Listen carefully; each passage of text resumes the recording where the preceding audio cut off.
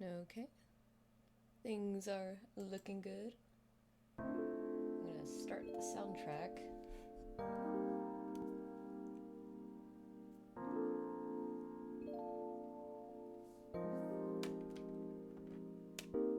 Get the good vibes going. Alright, let's see. We are, there's been really good comic progress lately.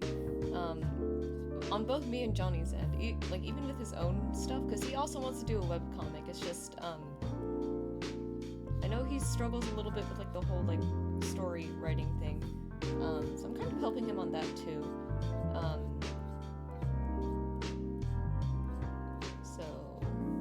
Both me and him are working on our own stuff, and then I'm also like paying him to do backgrounds and everything. I'm so excited. I am absolutely loving how everything like looks so far.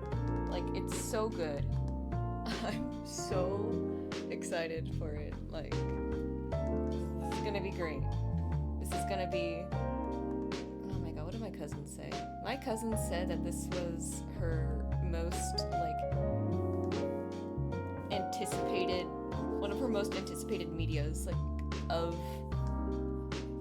like right now, and I'm just like, oh my god, the expectation, I guess the expectations are kind of crazy. I know like this probably isn't going to get like a lot of traction or anything, like I feel like these streams and like my vague posts about it are kind of the only hype that the comic ever gets, so you know, it's not like it's a lot that's happening right now. I'm curious to know how, like it'd be interesting to see how well the comic does when we finally upload it. I believe we are going to be uploading to Webtoon, from the sounds of it. I personally wanted to do Tapastic, but Johnny wants to do Webtoon, and I think Webtoon has a bigger reach anyways, so there's that. Okay, and then we need to do highlights now, so go ahead and turn that down real quick. Oh my god, I'm just so excited to get this going. Like this is literally like a dream come true. All of that being said, I'm still kind of worried about things. I want to work a lot on the comic, but at the same time, I'm trying not to burn myself out too much, because I'm definitely feeling it. I'm definitely feeling the burnout. But the thing about that is, this is my render, yeah.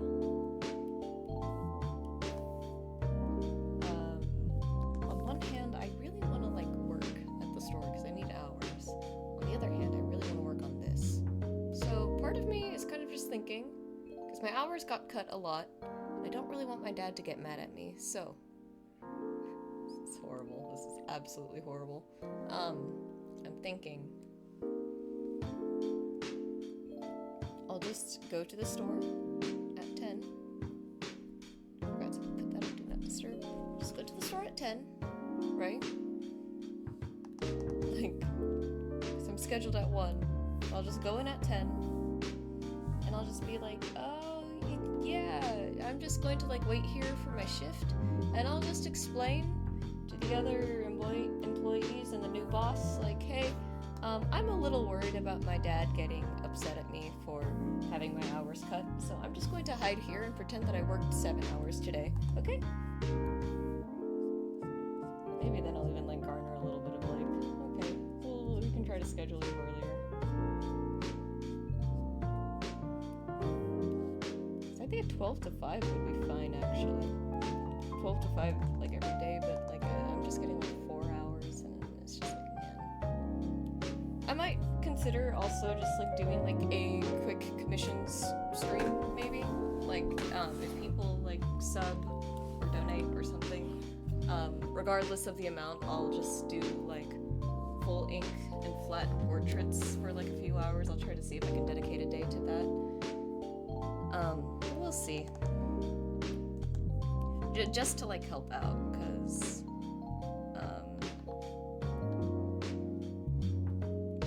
yeah, it's not looking good right now. I'm glad for my friend, though, who's getting, like, tons of hours there. Like, that's great. That's great, because, they pay rent. They actually pay rent, so I know they need it, so it's like, okay, I'm not gonna, like, do anything about that. The other thing, too, is that, like, I'm still waiting on that promotion. Like, I need to, they need to do that already, because, like, we might have 2 more shift leads kind of walking on their way out, because this new boss isn't,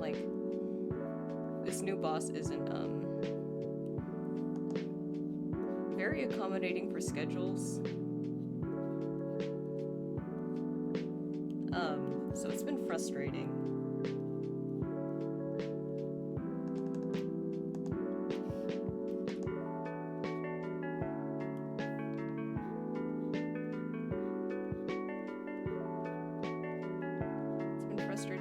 So if we lose those 2 shift leaders, effectively we will lose 2 closers, and there will only be 1 closer at the store. Also, another thing, I went ahead and just got rid of June's necklace. I think it's just gonna be like too annoying to draw for like different scenes, like all the time. So I'm just like,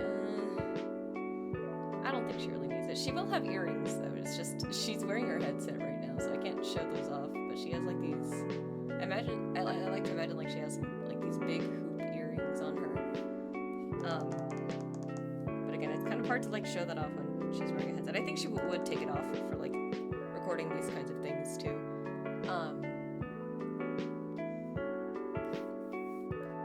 That's my whole thing. God, I love June as a character. I think she's super fun. As like a concept. I think she's very cute. I think she's great. Actually, if I'm getting rid of all of that, I can probably just get rid of like these 2 things too real quick.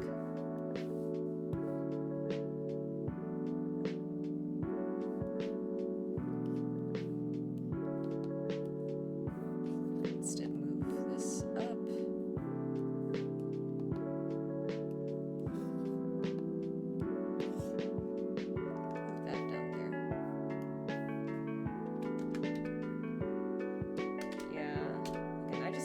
Drawing the necklace so much, and I was just like, I'm just going to get rid of it. I think for the sake of, I guess, because my whole thing with my art style and my character designs, they are kind of like meant to be like streamlined a little bit for like consistent drawing. Hence why, when I was doing the Baldur's Gate 3 comics, if anyone even remembers that was like before I started streaming. When I was doing the Baldur's Gate 3 comics, the whole thing there was like I usually didn't really draw Astarion in his hello tracking XP. Oh, I love that emote. Oh, that's so good. Oh, that's so good. Loving that. Also, just the way that the windows work here. Hello, how are you? Lovely to see you on stream again. Or on chat again, I should say. Yeah, I completely lost my train of thought. What was I talking about?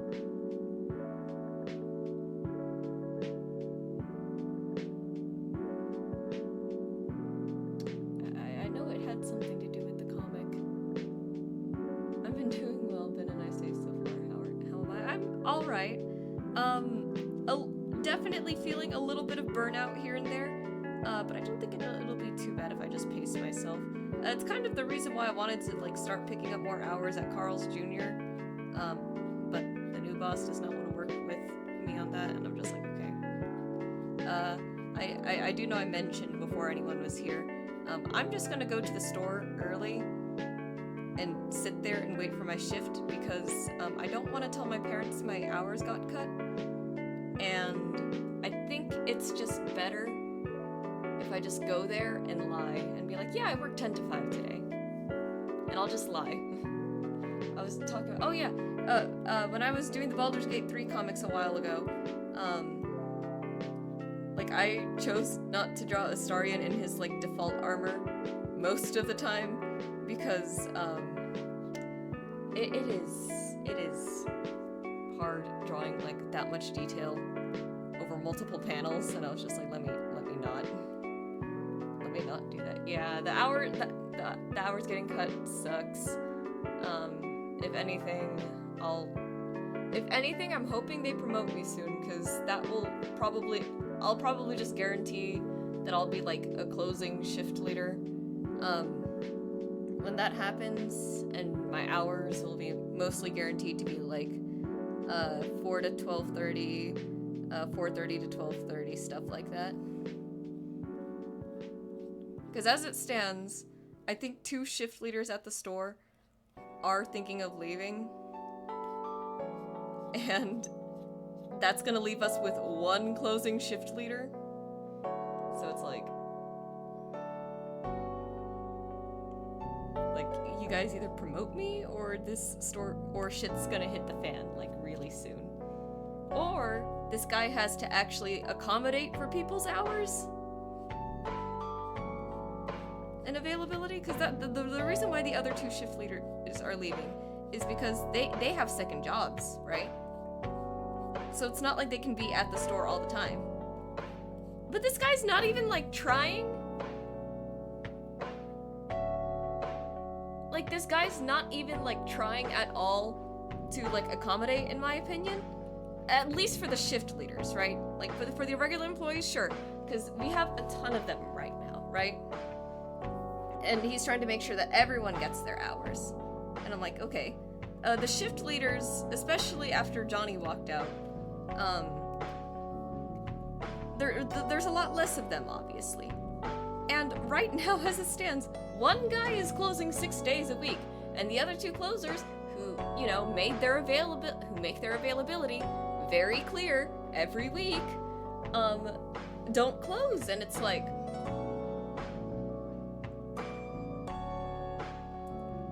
are you even trying, you know?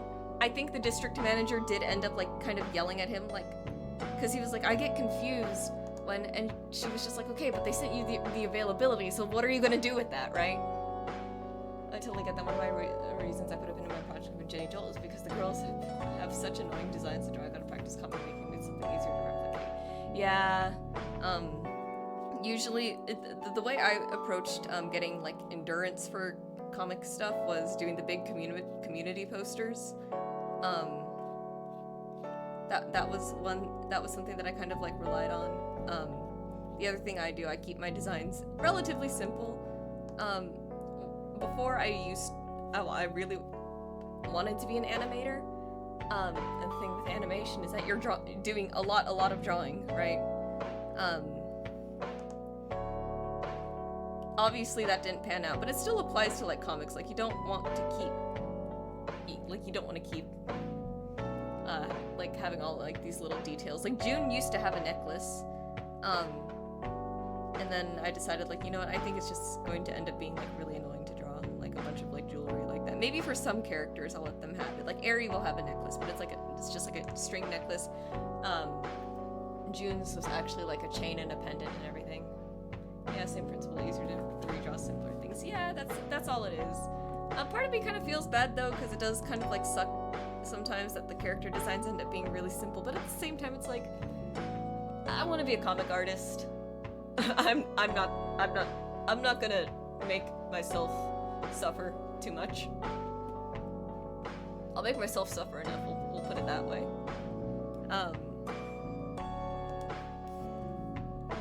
But yeah, I'm hoping that promotion, like, happens soonish, because again, if it sucks that 1 guy has to close 6 days a week, and then it sucks that the other shift leaders, like, aren't getting, like, accommodated at all. I think what it is that he just wants, like, he doesn't want to make the schedule, right? Like, he wants the schedule to be as consistent as possible, which is fine, and I get that, but, like, it's also your job, you know?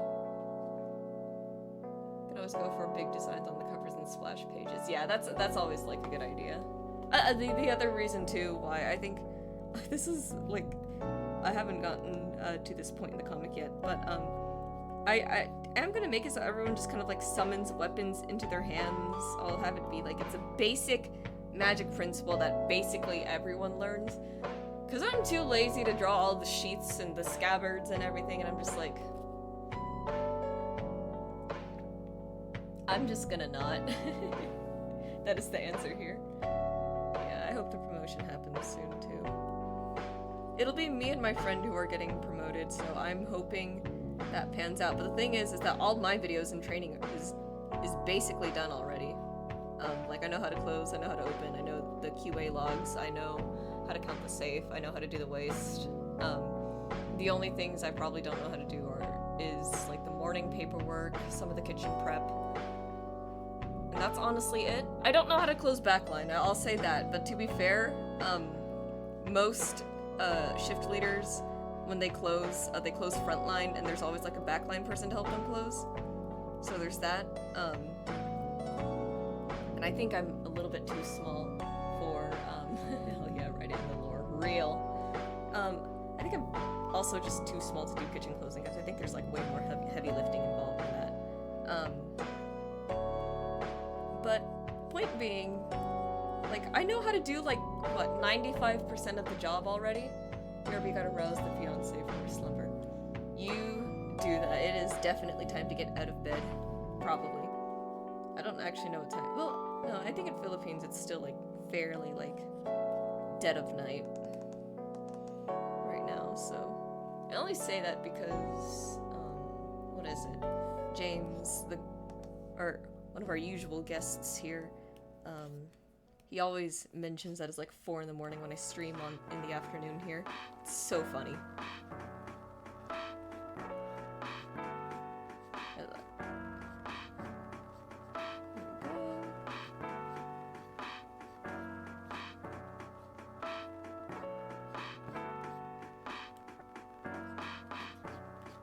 I think I'll probably like bring my laptop too. If I go in early and pretend to be working, I'll just be like I need to I just need to lie to my parents.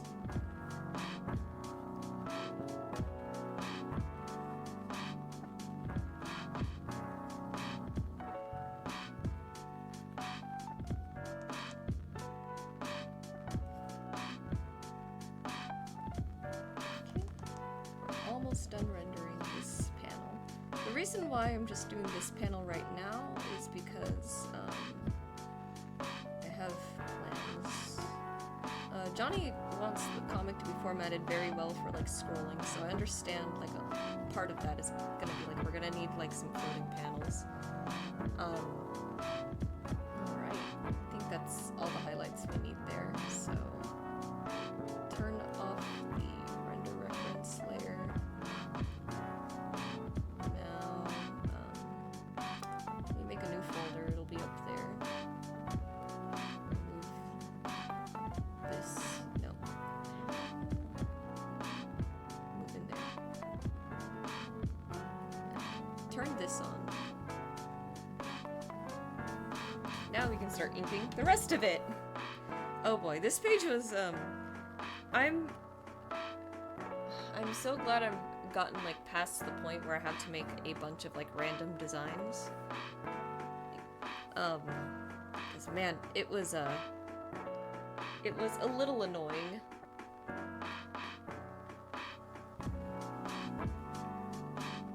Yeah, it was a little annoying trying to get past, or trying to do all of that.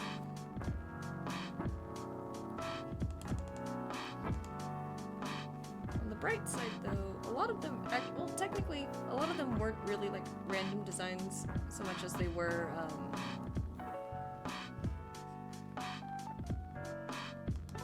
how should I say this? Just like extra character designs that I had, so at least there was that, but this I did not have character designs for. Let's see, but they kind of have lore. This is an adventuring team.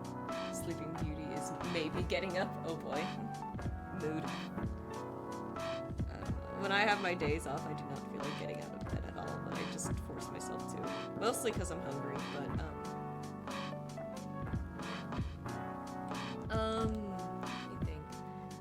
technically, these guys right here, all the little draconic characters, they're very, they don't really have a lot of lore. I kind of like made them up, but they have existed in the world for a bit. It's just I think I changed it just a little bit. They're a team known as the Worm Warriors, which I think is a very fitting name for all of them. There they are. They're going. The way the world works, adventuring. If you've ever played like any like online PvP stuff, you know that there's like the ranked game modes and everything. So that's essentially what adventuring has become in this world. It's a ranked system with everything, and there's of course like the guild ranks for like more localized teams, and when you start graduating from that kind of stuff, that's when you get into like nationals and then global. So these guys, the Worm Warriors right here, they are a #1 global ranked team, at least for the day, because rankings update I think 6 a.m. every day. That's what I wrote down. Just stuff like that. Yeah, it's fun. It's very fun. The whole concept of the comic is that, or the world I should say, is that adventuring has been mass commercialized. It's basically the same as like social media at this point. It's like everyone wants to be an adventurer, so everyone wants to join a guild, and it's like super impacted, and everyone's just like scrambling to climb this ranked ladder and everything, for clout. I have it like written down in like the little what's it called? Summary blurb, the back cover for my thing that is only ever going to exist as a digital thing, because I don't know if I'll ever get to do this in print. Let me see. I'm particularly proud of like this little summary blurb on the back. Is there a danger of running out of adventures to go on? Not necessarily. The way it works is that most adventurers get hired to do jobs via. Let's start on like a local level. At the local level, you are in a guild. You are a member of a guild, and at that guild there is a bounty board. That bounty board is only available to guild members and will only open up public access sometime sort of into the afternoon, like say 12 o'clock. That's when the bounty board becomes public, but by then, all the guild members will have taken the jobs that they want. And the jobs that they want are most likely the higher paying stuff, like the, what's it called? Like stuff that pays high, or stuff that yields a lot of like RP. So there's always stuff to do, because people, common folk who don't want to be adventurers, kind of always need something to get done. When you graduate and you start getting the attention of like bigger, say, companies and stuff, they might hire to do some more nefarious things, but said nefarious things also pay higher. Like they have a good payout in terms of like RP and credits and everything. Yeah, here it is. So the blurb. Times have changed in Akora. If there's one thing that has remained constant throughout history, it's that adventure calls out to heroes. But ever since the guilds were established, everyone wants a chance at becoming Akora's next big legend. As a ragtag team of friends and runaways, the Wayfinders are no different, looking for the same opportunity to climb the guild leaderboards. And though mass commercialization of adventuring has certainly clouded the danger that comes with the job, the team is determined to take on any challenge that comes their way. I was very proud of that. I should show off the cover. Yeah, here it is. This is the team. That's a nice blurb, I dig it, yeah. And this is the main team we're gonna focus on. This is my D&D character, Eri. This is Chino, Marius, Usagi, Emira, and Elian. This is my old D&D party. Yeah, just to talk about lore, like fun lore trivia that will go in our theoretical, what's it called? That will go in our theoretical fandom wiki page.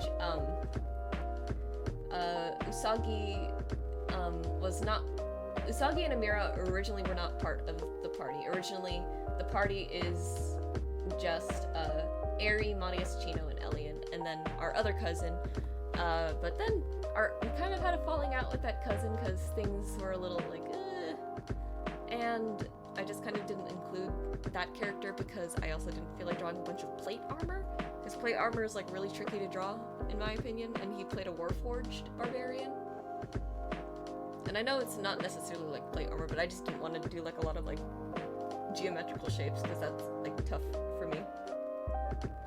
Usagi and Amira came about because I still wanted my dungeon master to be included, and yeah, armor is tough.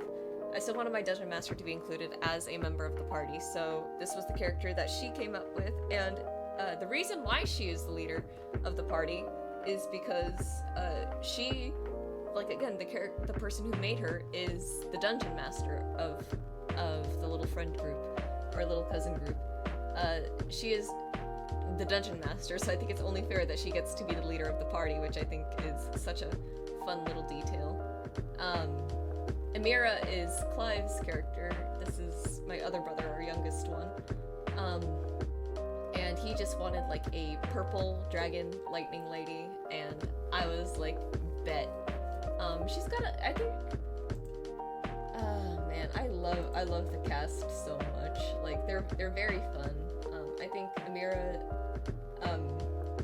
yeah, so Aerie and Elian are the same height, but I always like to think that Aerie calls herself 5'10" because she has horns,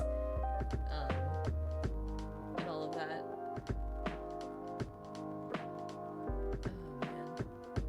Oh man. Yeah, I gotta remember to like actually like have all of these references out when I start sketching the next pages.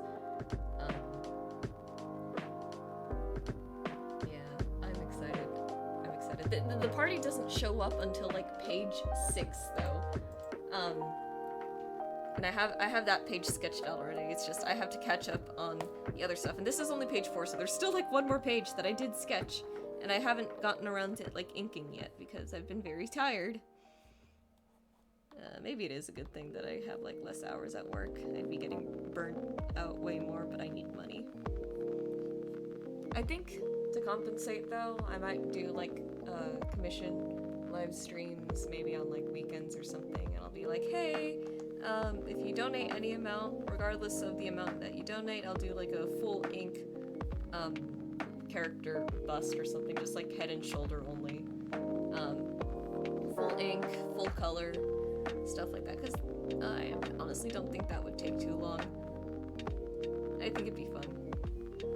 It's just something to like kind of help me out.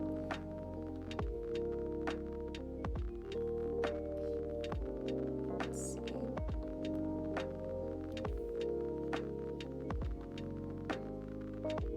JJ Hound, hello, welcome.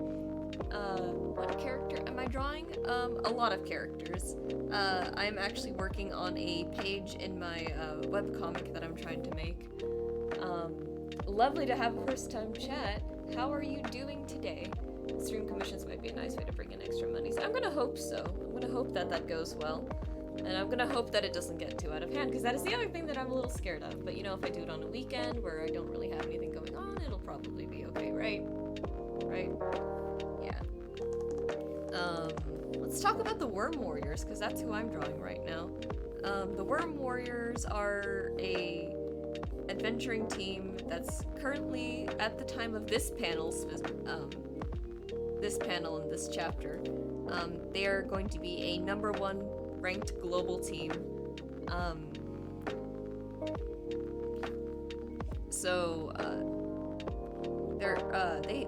They have stuff going for them, to say the least.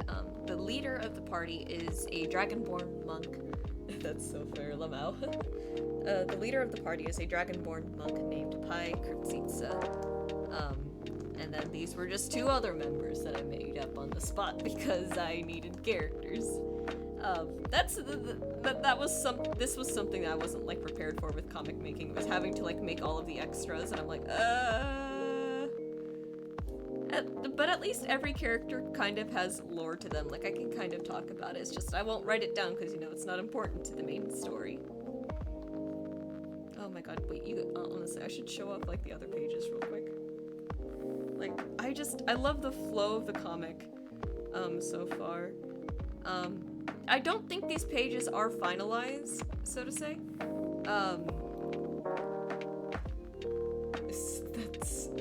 There's so many extras, this guy and the others. Basically, you can always develop their lore as they return to. They're not going to, because again, this is just here, I'll explain with like the flow of the comic here. I'll give you guys a little preview, because that'll be fun. This is page 1.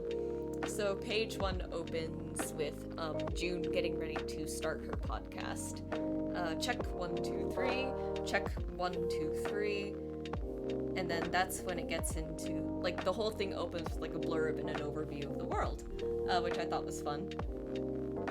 So, you know, it's June, she's, talking about stuff and everything. We get, like, shots of, like, different things going on. Kina will be returning because she will be the tavern keep in the tavern. A cool adventure in a modern setting. Already interested. It's a fun world. To explain it more, JJ Hound, because you got here after I had said it. The world of Akora is a modern fantasy setting where adventuring has been mass commercialized and operates on a ranking system where adventuring parties essentially do jobs in order to climb their leaderboards and try to get to the highest rank possible. But yeah, it opens with like a little like podcast thing. I just realized I needed to fix the alignment on this text because that letter right there was clipping into the bubble. But yeah, so you get like a glimpse of the world. This is one of my favorite shots. You get like a dragonborn park ranger. She does have a name. Her name is Danica Oro. She appeared in a one shot that I wrote for the game store. You get Pip Oxera, who is studying for an exam. You get these two don't have names, but you get a tiefling, getting his horns polished and shined, at a horn barber shop, I guess. Ranked adventuring, that's badass. They stream their yes, exactly, that is exactly what it is. It's adventuring, but make it into an esport, but also just like very similar to like the current social media atmosphere. It's like I love how the comic opens. I love this like so much. I think it's probably one of like, again, I think the flow of the comic too, just like when you actually read it, is really fun. These pages aren't finalized though, because again, we do want it to be for a scrolling format, so what I do need to do is I need to take these pages and probably put them on another canvas so I can get them actually ready for a scrolling format, because we aren't gonna upload this to Webtoons when we have enough pages in a backlog. But yeah, I'm excited. I'm so excited for this. So yeah, it's gonna be a whole fun thing.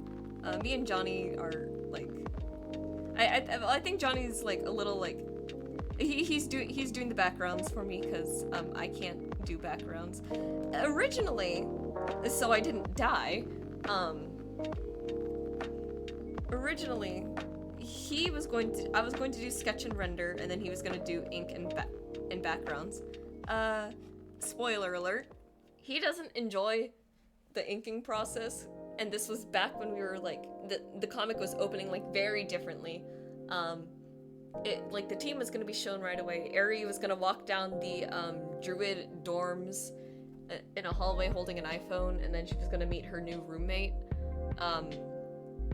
But I just didn't like that opening very much, and then again, Johnny just kind of didn't really feel like doing the ink either. So the comic was kind of in limbo for a bit, and I was just like, I need to find a better way to open this. And one of the reasons why I just kind of like sat down and like tried to figure this out is because I met a friend from elementary who I hadn't seen in years, and he started his own webcomic, and he was telling me like, you know, the best thing to do is just start, like, don't even worry about it. And I was just like, you're right, I should just start. It's a shame that I'm never gonna see him again, because I think he joined the Marines like the day after, but It was crazy. I came up with this opening though of just like the podcast introducing the world because a few things. If anyone in chat right now listens to My Chemical Romance, or they're familiar with me posting about My Chemical Romance, you guys would know that Danger Days is my favorite album.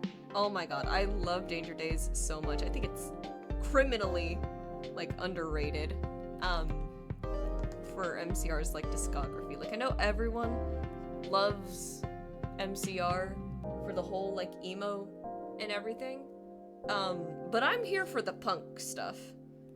I don't think I would consider myself emo. I don't know, I'd have to look into it more. But I think, just like in alt subculture stuff, I would probably swing a little bit more punk most days. But the Danger Days album was made to also like spread word about the Danger Days comic, which I have. And the Danger Days comic opens very similarly, with Dr. Death-Defying giving out this radio broadcast about things that are like happening in the world of 2019, or in the apocalyptic world of 2019. It's crazy that they were just 1 year off on predicting that. I really liked that a lot, and I was like, I think this is a great way to open the comic, because I think it really, like, how should I put this? I didn't want to do like a whole like in-your-face thing, like, oh, this is a modern world. Look, there's an elf with a gun, and there's a tiefling with an iPhone, and look at them, they're all in there. And I was like, that's a little bit. I think it comes off a little bit too strong, and I think it's a little bit of a turnoff, like when you're reading it for the first time. So I was like, let me drip feed it in like a very natural way. So I think starting with like an overhead view of New Anthea, yeah, I think it makes sense too. So I think opening with like the podcast and the overhead view of New Anthea, and then like getting a shot of people just living like very normal lives, but again, it's compounded with the fact that they're all adventurers, and everything. I think that was the best way that I could have gone about this. And I think it works better for it too. Spoiler alert, when we do actually introduce the main party, they're going to be introduced as a very new team. So new, in fact, that they don't even have a team name yet. I like the idea of opening up with the podcast. Really gets you into the setting quickly. Yeah, it's quick to get you into the setting, but it's not like in your face, and it's not it's a great way to like drip feed like information to the about the world too. It's like, oh well, this is a modern setting. How does adventuring work? Oh well, it's a whole ranking system. Like, well, what's the news about? Oh well, there's like these guilds and everything, and they're like defeating monsters that get out of hand and stuff. Like, it's a whole thing, and I love it so much. I can't wait to introduce the party too. Like, that's the page that I'm like most excited about, and I've already finished sketching the page. I think what I'm gonna do for each character is going to get like a full page sort of intro, where their full body is shown, and they're gonna be in a guild cafeteria, just trying to come up with like a name. Like, they're all like hunched over, like, what are we gonna call ourselves? And the best part about it is, I was talking about this with Johnny. I wanted the character interactions to be like very awkward, because there's not only do they not have a team name, but this is not a group of friends who just decided they wanted to be an adventuring party one day. This is kind of actually just like a ragtag team of strangers, but it's gonna be like kind of a found family kind of vibe that I'm going for, because I always like those stories. Again, the Wayfinders, I think in the little blurb that I had on the back cover, is they're a ragtag team of runaways and friends. I think it's going to be very, very wholesome for that, which is going to be really funny when I start throwing like a complete utter bullshit at the party.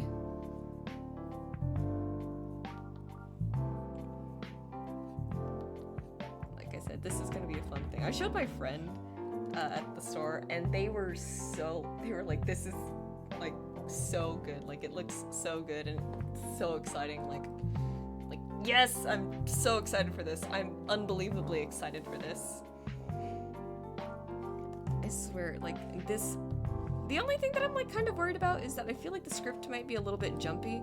I feel like I'm going to like convert it into a Google Doc for the when I am done like writing the first draft of it, and I'll send it to my cousins who will hopefully help me like lock in on like some other things. Like I feel like, because I feel like there's like a lot of scene transitions. I feel like it kind of jumps around. I'm not gonna lie, but from the people who have like read it like right now, they really like it so far.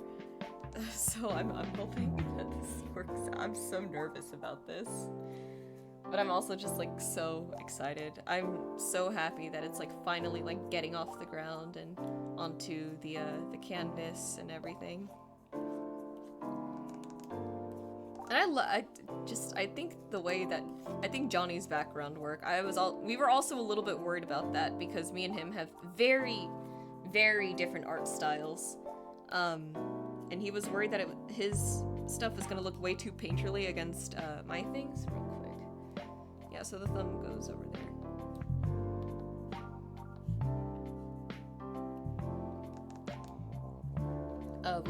We were a little bit worried about that, but we've come up with like a few solutions.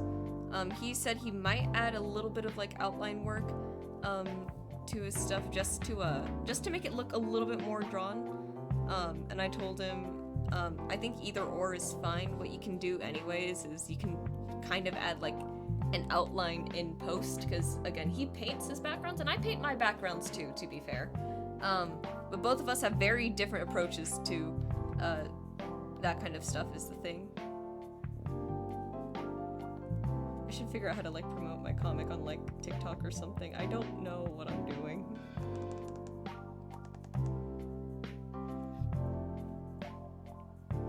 Man.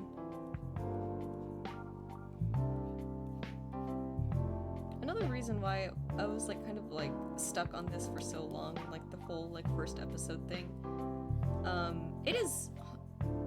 It is hard to make a good first. A lot of mediums use very painterly backgrounds with more stylized characters, so it'll probably be fun. Yeah, that's very true. But again, our styles are like super, super, super different is the thing. So we just weren't sure if it was going to work out, but I think it will. And honestly, I'm trying to make it too so that he doesn't have to do too much background work, because you know he's got school too. He is a student, and I need to like fidget real quick. I'm gonna peel off some paint off this paint tray here.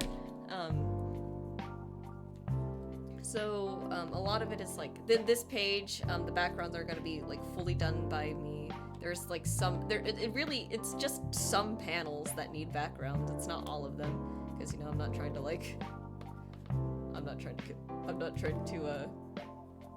make things harder for myself this time. For once, things will actually be kind of easy. I think after I get done with this page, I'll probably start like reformatting stuff, because I like the look of the other pages too. But I think a huge problem that I kind of didn't account for is speech bubble size and everything. Like the speech bubbles need room to breathe, but at the same time, I don't want to obscure everything inside the speech bubbles, which makes it very, very difficult to squeeze everything in there. And part of me is like in my head is like, oh, we'll just work on a bigger canvas then. I can't work on a bigger canvas. Like this thing is already like 3,000 pixels tall. That is typically as far as I'll go for like drawing on like standard stuff like that. And also Webtoons does have like an upload size limit, so there's also that.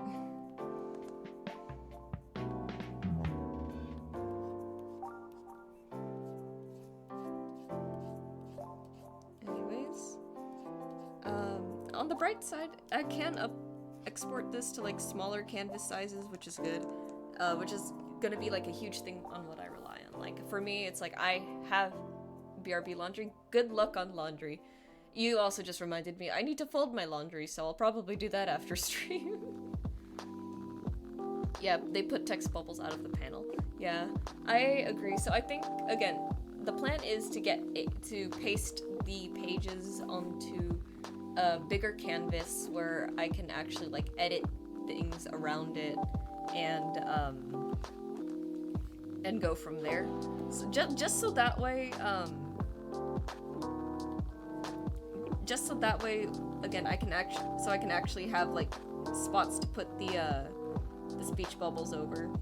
And I also gotta figure out like a better font, because as much as I like the usual font that I use, Johnny is right, it is a little bit hard to read. And I'm like, okay, yeah, I'll change it, even though it's like my favorite font that Medibang offers. I could just also use like the local fonts from the computer, but I like the Medibang ones because I think they're a little bit more consistent with size and everything. But yeah, things have been going very smoothly so far for the comic. I don't know when it's gonna be up is another tricky thing that we're trying to figure out. I think me and Johnny agreed something like having 21 pages ready. Cause what's the plan? I want to do weekly updates, but I think both me and him agree that doing 1 page per week would be very, very difficult and disengaging to keep up with. Some stories do it very well. Some stories, it's a little bit tougher. And I won't lie, sometimes when I read these stories and I don't go back and reread, I will forget a lot of things. So we're thinking 3 pages a week. And in order to be set for those 3 pages a week, I think we agreed, like, we will start uploading the comic when we have 21 pages done, because that will mean we're set for 7 weeks, which is going to give us a lot of time to consistently draw these pages and get and upload stuff. And I think that is a good enough thing for me, and we'll figure it out. And then I think there will be a little bit of a hiatus. Smart, lots of breathing room, plenty of breathing room. It just means like people gotta wait a little bit longer for this. I think after chapter 1 is done, I already have like a basic plot line for chapter 1, right? I know like the end goal, which is good. I know how I want the party to get to that end goal, which is good. The difficult thing right now is writing it in a, you know,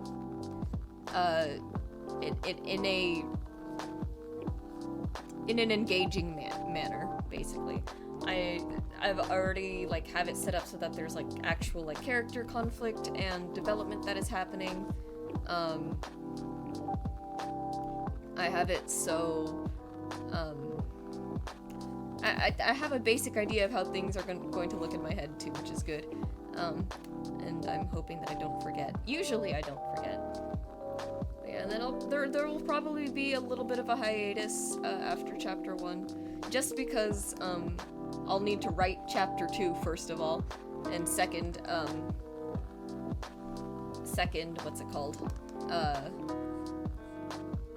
We'll have to draw all of that again as well. Chapter 2, I think is when I'm going to introduce Lilac. Lilac is my sweet, poor, girl loser, drow, spore druid. And she is also supposed to be Aerie's love interest. Aerie is supposed to be the main character of the comic because, well, she's my character, and it would be easiest to write it from, like, her perspective. But one of the things that I emphasized to Johnny about the whole writing process and how I wanted to go about telling the story was that one of my other inspirations for the comic and the way that I want the story to go is Teen Titans, like the original Teen Titans that was on Cartoon Network. Because yes, Robin was the main character, but every single character in the show had their season to shine, basically. Like Beast Boy. Well, Beast Boy got 2 seasons, but we don't think about that. Robin, I think, might have also gotten 2 seasons to be the main character. And then Raven, and then Cyborg. I think Starfire was the only one who didn't get it, but she got that in the movie, which was neat. So that's kind of what I want to do.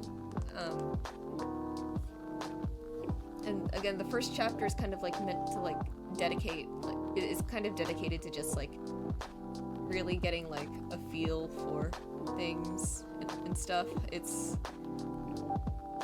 very, it's a little experimental maybe, but I think it'll be fine. But yeah, Lilac and Aerie are supposed to be sort of endgame.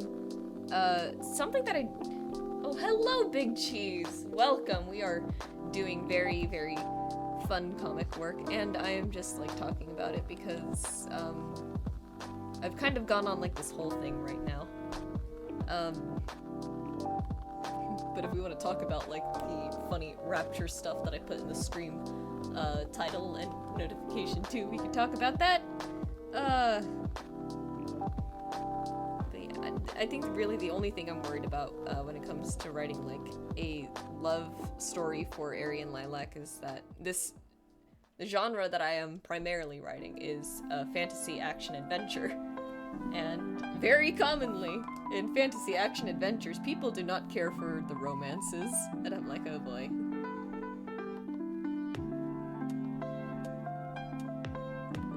I can't wait to see how that goes. I think it'll go, like, decently well. I'll try to, like, plan it out properly. But, yeah,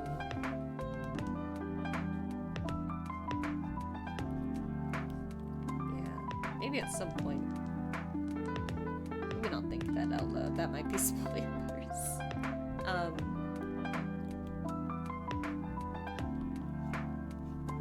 Yeah, the only reason why I'm comfortable saying, like, Aerie and Lilac are, like, endgame, one of the endgame couples is because, I've drawn them together before. I feel like that's, like, kind of obvious. I feel like you can tell from, like, their designs, too. They're very much, like, opposite to one another. Aerie has her red skin and her purple eyes. Lilac has purple skin and red eyes. Aerie is a land druid. Lilac's a spore druid. It's very much life and death lesbians coded. I think if a romance takes away from the story, it can be annoying, but anytime there's a romance that advances the character's development of the story, I think it's great. Yeah, I think so too. It's just kind of tough to do that, because one of the issues is that Lilac is not part of the main party, like, at all. And I don't think I have plans to make her into the party. Maybe, we'll see. I don't have plans for that because, it's mostly to do with, like, her own character arc, right? This is effectively just a big D&D campaign, where I get to write characters that never got to finish their character arcs because we could not schedule D&D anymore.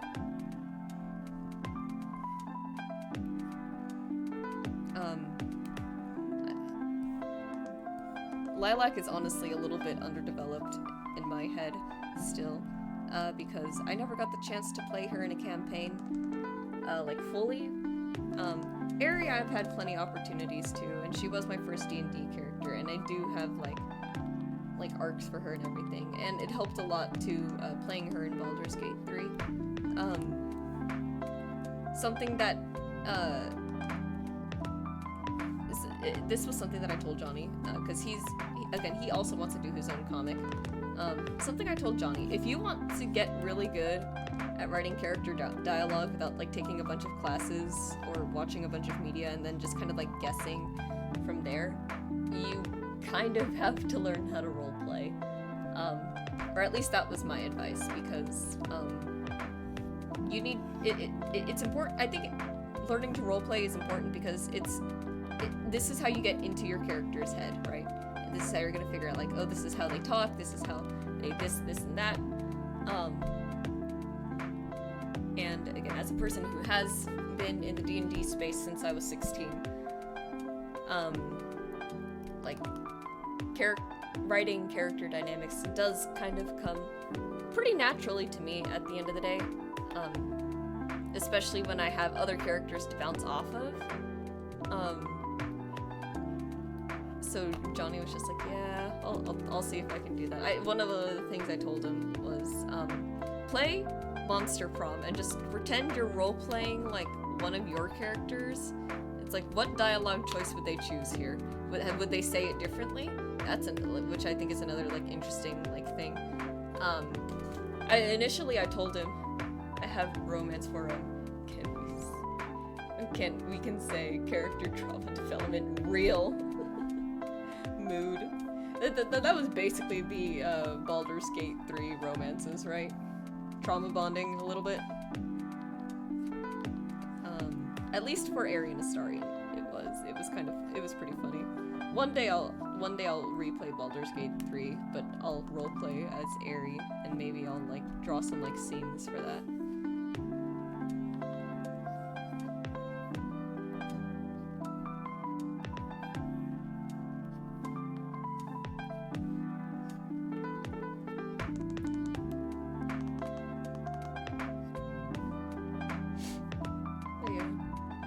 Initially, I did tell Johnny, like, make your characters in Baldur's Gate 3 and then have them interact with, like, the Origin companions, because that is one of the best ways you can do that. I think if I were to roleplay Lilac in there, because that's something that I should arguably do so I can get a feel for her character, is, just start the Baldur's Gate 3, playthrough with her.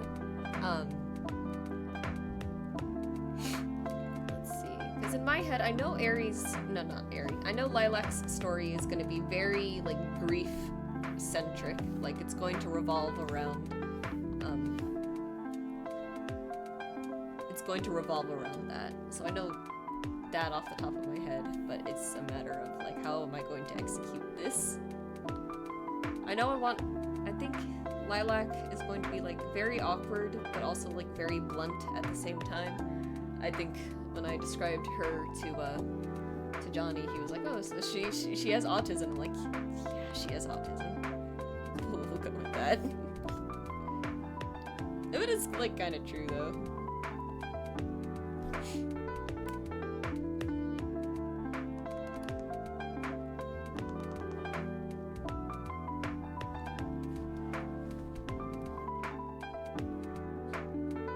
Lilac's just kind of silly like that.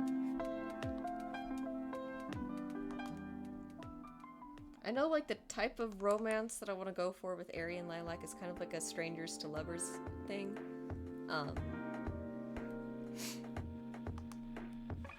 But again, it's gonna depend on, like, a bunch of, like, random, like, elements here.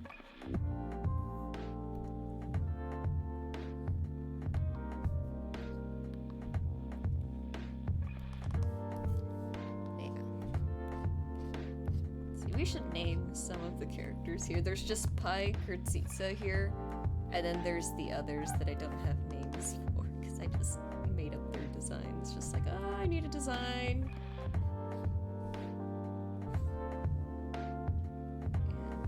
I mean, you can see, like, a bit of their personalities shining through. Related to the last thing I said, the failed romance helped them realize they don't want to be a commander and being close to the throne. Oh, that's cool. That's actually, I think that's a great approach to writing. That's I think that's a pretty unique angle. When all things are said and done. What is it? Most of the time, like, it's like, oh yeah, romances work out and the character gets what they wanted, right? Like what they dreamed about. But I think that's a very, like, interesting angle to take there.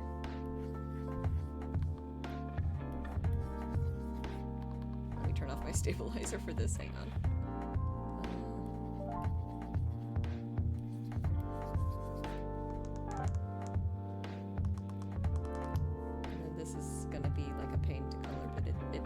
okay. We'll figure it out. So I use fill bucket. That's one thing that me and Johnny's like styles like really differ on. He can't use the fill bucket because his line art is textured. I choose to have mine like very, very clean, as to make the drawing process just a little bit faster. Because again, my style is again supposed to be very streamlined for these kinds of things. So that is the approach that I have taken. All of that being said, though, Johnny has like an insanely beautiful like rendering style. I don't have. Actually, I might be able to pull up some of his art on Discord. I don't know if he would want me showing it just yet, though. Maybe not.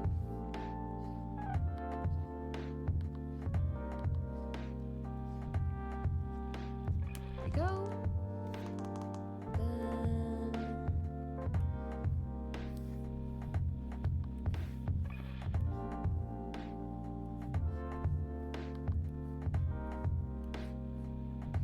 Finally got another character inked. Let me fix the scale there. There we go.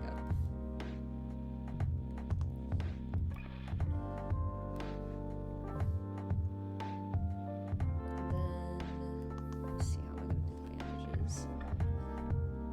I'll just follow what I did here.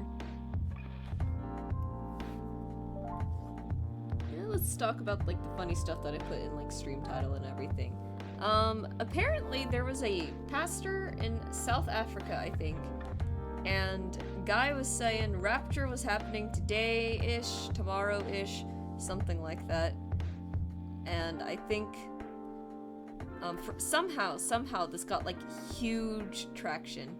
And a bunch of people were, like, preparing for, you know, the end times or whatever. They were preparing to go to heaven. Gotta go for now. Oh, thank you. Thank you for coming along, JJ Hound.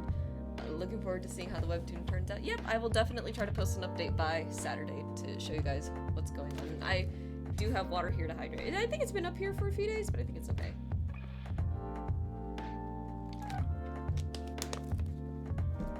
Alright. I have hydrated. It's 12:33 already. We are making great progress if it's only been an hour. Let's see, because what is it? We finished rendering June. Yeah, this, I think, no, we can't get this page done in the next 2 hours, but I could pray. But what is it? Yeah, I don't know what, like, I don't know how that got so much traction.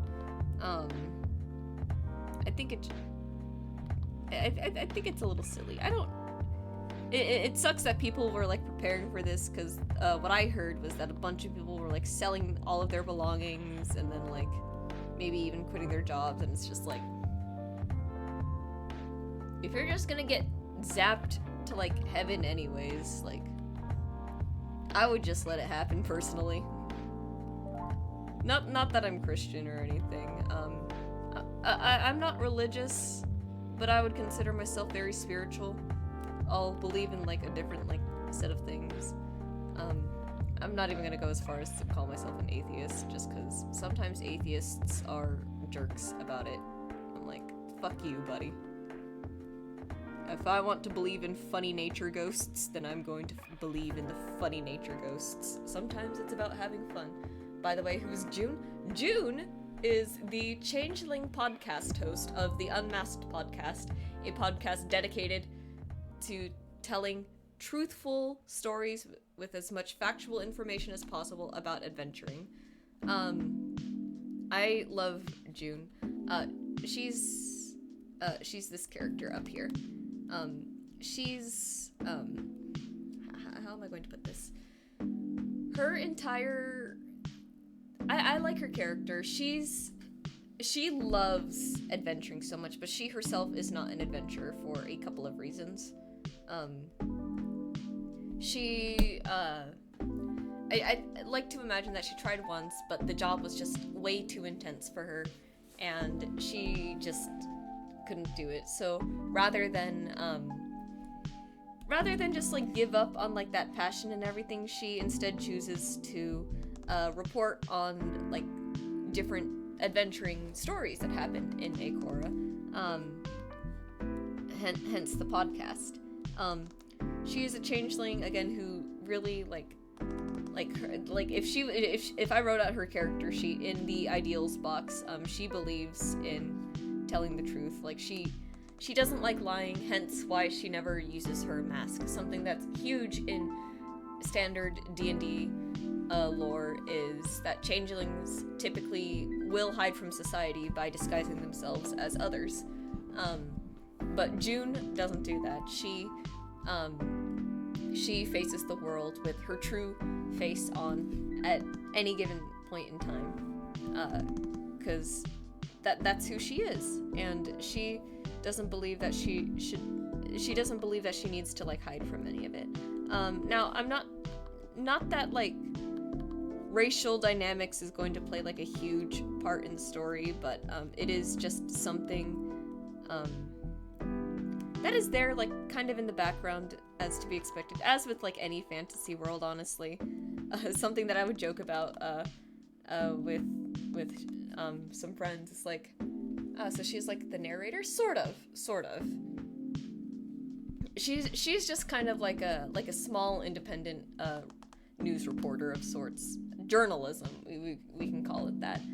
She will be a recurring character, though, especially for Arc 1. I say Arc 1, it's more of like Season 1. But I like saying Arc because that's kind of like how we would do things in the D&D campaign. Like we had the first arc, and then we had the Snowblind arc, and then we had the Curse of Apollyon arc. I don't know how closely I'm going to follow the original campaign, but I do know that Arc 2 will be the Snowblind, and I'm particularly excited for that one, but that is not until much, much later.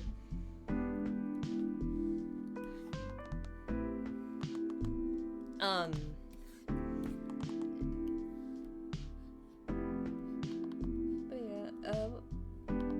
yeah, I love June. She's French in my head, actually, but I don't know, I don't know French, and, like, as fun as that would have been to, like, write her that way, I was also just kind of worried that it would get in the way of, like, readability. I thought maybe it was just, it came off a little bit strong. So there's that. I will say Amira, the Dragonborn, the Purple Dragonborn, who will be joining the party in the first chapter. She is British. She is British, and I think I wrote her decently well for that. It was funny because when I was showing the script to Johnny for the first time,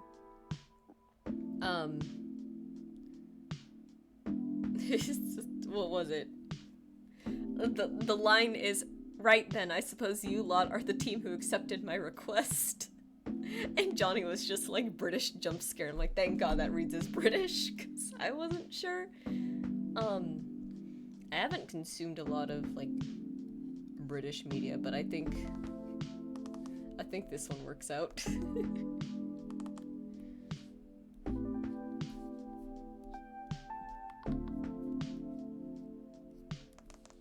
But yeah, I love Amira. She's like very funny. She's Clive's character. As it stands right now, I think her and Aerie will probably be like not the closest, but I think they will probably be the ones to like get along the best. I have a bunch of scenes in my head for like character dynamics for all of that. It's gonna be very, very fun. There was one scene that I talked about with Johnny, and I'm not gonna say too much about it here. It's just I needed like his opinion. Like, do you think that is like written in a way? Because it does involve his character, and I was like, do you think that's written in a way that you would want it to be like perceived? And he was like, yeah, I think so. And I was like, perfect.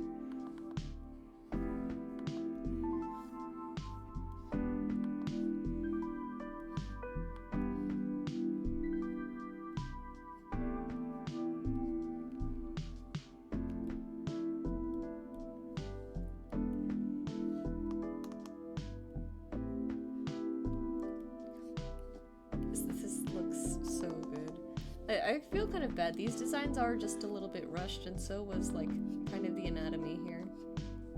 But I didn't want to be stuck for so long on this, because, you know, these aren't, like, these three at least aren't going to be recurring characters.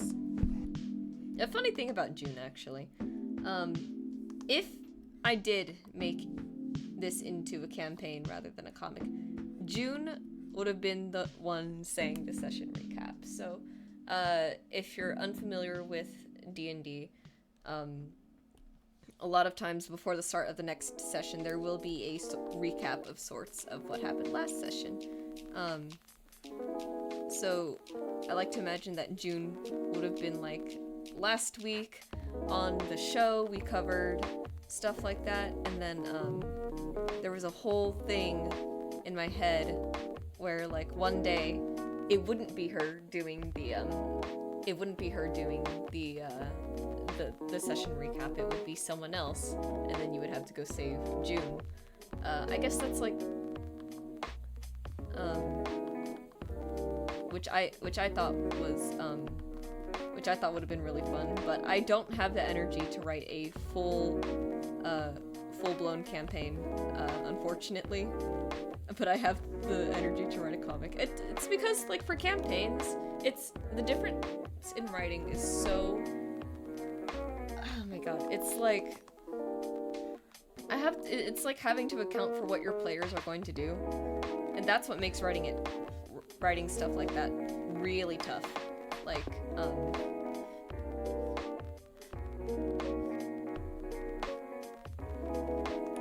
it is a little brutal sometimes, because now it's not just about, like, making, it's not like, okay, well, I know what I want the characters to do, so, in a story like this, I can just make the characters do stuff because, you know, I'm in control of the characters. In a setting, it's like I have to, like, have, like, these plot hook, or in a campaign setting, it's like, you have to have the plot hooks, you have to have, like, clues on where you need to get your players to go. And it is tough sometimes. And then not only that, but, like, I still kind of struggle with, like, the whole, like, idea of, the passage of, like the passage of time when it comes to, like, long distance travel. Sometimes it's a little bit tough, and I'm like, how do I handle this?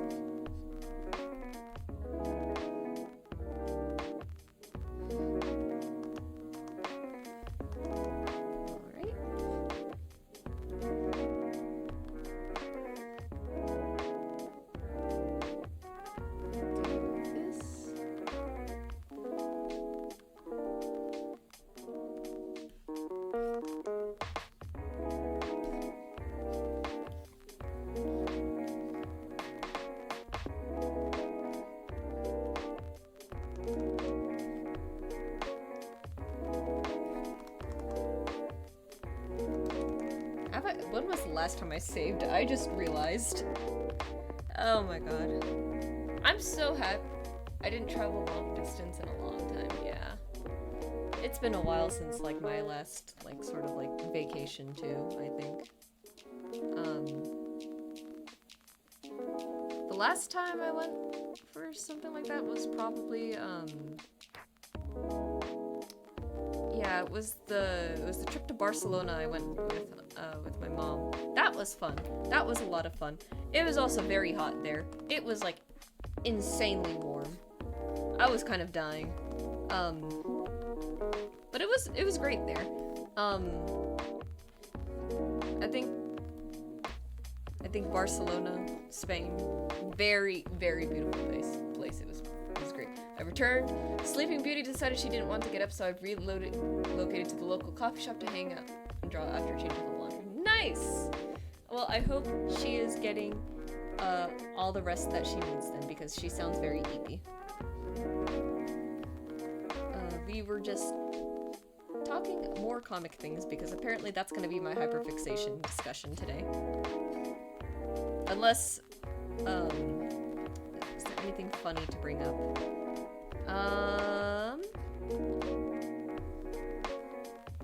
Let's see, I could talk about the previous Saturday, not this last Saturday, I think. Yeah.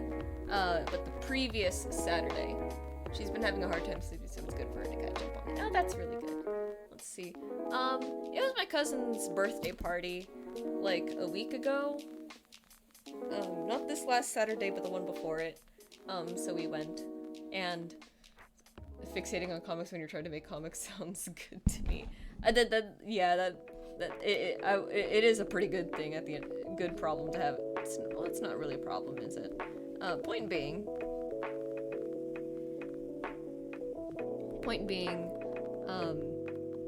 let's see. I'll talk. I need to talk about like my whole getting drunk at my cousin's birthday party thing. So a promise that I've been trying to keep to my cousin for a long time now is that for these parties where he has like all of his college friends over and where he's like trying to get like kind of fucked up, is I want to get shit-faced drunk with him, right? Like that is the goal. That is the goal, right? And for the last two parties, I have had anxiety attacks instead. But this time I was like, nope, I feel fine today. We are going to make it happen. So, funny thing about me is, despite standing at a whopping 5'2" and weighing less than 110, I am a heavyweight. I can take alcohol left and right, no problem whatsoever. Which is really funny to think about. But that being said, it unfortunately takes a lot for me to get to the point of being tipsy and everything. But I was determined this time. So what did I do instead of, probably like what I should have done, which was just like pre-gaming and stuff like that? I just went straight for like the rum and like the high percent alcohol that I could. I don't really like taking shots because I can't stand the taste of alcohol. So instead I just was chugging rum and Coke all night. I had like 5 cups of that. And the thing with the rum is that, what was it? I bought my cousin a gift, right? Like, have to, and I got him this Kraken rum, which was 47%. And I noticed no one had opened it yet, so I was like, you know what? I'm going to open it. We will see how this goes with the Coke. I accidentally put way too much in my cup, and I was like, well, this kind of tastes bad now, but here I am. I'm just going to drink it, right? Coupled that with like a bunch of like Malibu coconut and I think maybe a Bacardi, both of which were about 20%, a shot of soju, and things were finally working out. Definitely was a little overstimulated because of all the people that were there, so I had to put my headphones on, but I left like one ear open so I could still hear, and I was just like, this is fine. This is completely fine. And I did end up finally getting like shit-faced. It was really funny. I texted my friend, who I drew the D&D character for, if anyone saw that, and I was like, hey, do you like these colors? And I texted that before I got drunk, and at the time, despite me having like 3 cups already, I think at this point, I don't really remember, when they finally got back to me, it's like, yeah, the colors are good. I'm like, great, I'll get to rendering when I can. And they were like, yeah, sorry, I just got back to you. We just finished like the 8 o'clock rush here at the store. I'm like, don't even worry about it. I'm buzzed right now because I'm at my cousin's place, right? And then the next 2 cups of rum finally hit. And at some point I was like, okay, I cannot sit up anymore. I'm going to go lie down on the couch. And I promptly passed out. Attention, civilian. Oh?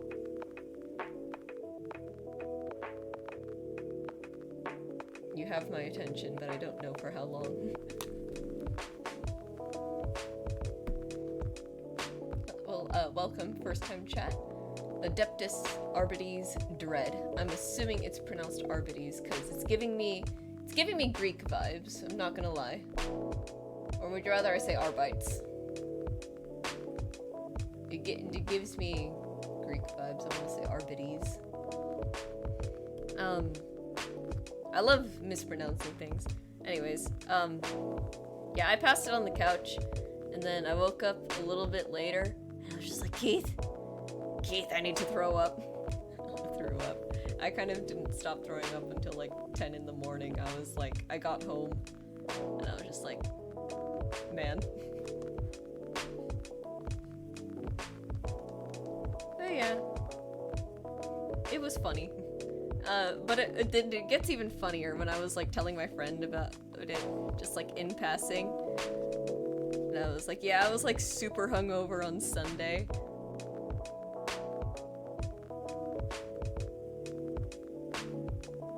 I see you have a figure that has long and knife-shaped ears as your profile picture. I suspect that person also has horns. Are my eyes deceiving me? Or am I right? Am I about to be crucified here? Yes, I am. That's my little art Sona. I am a draconic sorcerer tiefling. That was the goal with the Sona. I feel like I'm about to get crucified here. I'm scared. I love that sentence. I suspect that person also has horns. I sure hope it looks like it has horns, otherwise I've done a terrible job as an artist. You know what actually made the horns for my Sona? Hang on, I gotta show you guys this real quick. They don't look good, because they were kind of like rushed for like an art market I did on this last Saturday. But I did make them. I had to go grab them.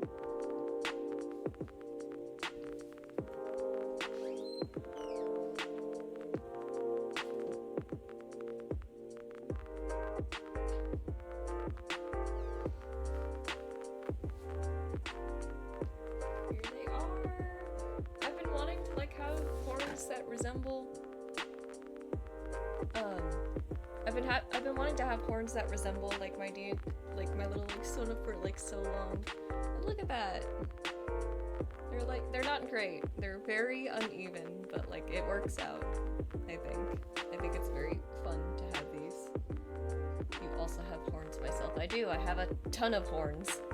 I have 3 actually. I have 2 other pairs. So let me make this clear, civilian. You're using a suspiciously elder-shaped figure, which also has horns, chaos sign, as a profile picture. I also have horns myself. Yes. Yes. Should I be concerned about this? It's the amount of times people misunderstood what I drew. I don't know if this is like a misunderstanding thing or if this is a bit you're trying to do. Let's see. Well, as long as you're gonna be respectful in chat, you can stay. I'm just not sure what to expect. You seem to be tainted by corn. You will be taken for questioning. Loving the roleplay here, man. I don't know what you're referencing, unfortunately. I am a D&D creator. This is some Warhammer RP. I see. Oh my god. Yeah, I'm not familiar with Warhammer. Or rather, I'm familiar with Warhammer, I've just never, like, gotten into it. Is this the, I kept seeing this, joke YouTube video, like how Warhammer sounds to outsiders, and I think it's like one of like the soldiers and like the big heavy armor and everything, and it's like they're fueled by super racism or something like that, which is so funny. But yeah, welcome.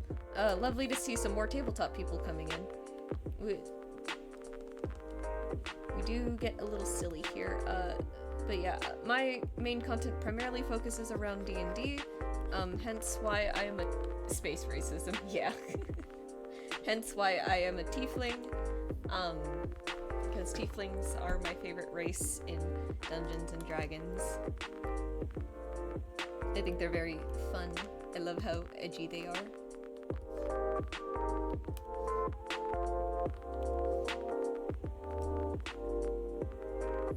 Thiefling? No, tiefling. There is no H in there. I do not steal from the innocent. I steal from the rich because it's funnier.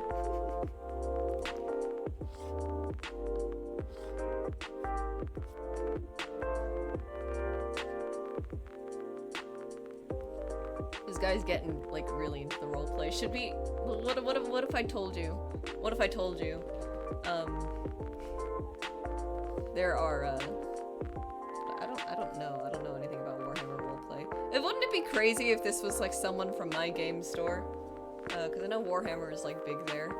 Like, oh man, what if this is Albert or Doug or Luis? Unironically, what if it was? That'd be crazy. Cause I know I sent the link, or I DM'd the link to my Twitch channel, to people who are interested in watching the 100 follower special. But I don't know. My name is certainly not Albert. This is the funny part about being undiagnosed with autism, and then also not being able to like read tones from Twitch chat. Well, if you say your name isn't Albert, I'll believe you. Clearly your name is Adeptus Arbites Dread.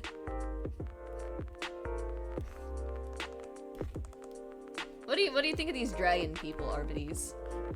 Does Warhammer have dragon people in space? Or are the dragon people, if they do exist, also subject to space racism? I feel like these are very, very important questions. If it's not human, then it must be exterminated. Oh my god! The space racism is crazy.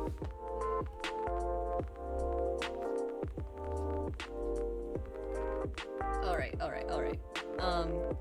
So, what if, let me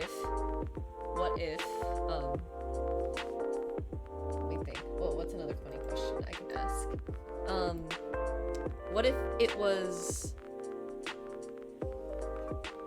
like, does the Warhammer, people have stuff on cat girls? Is there, like, do space cat girls unfortunately get exterminated as well?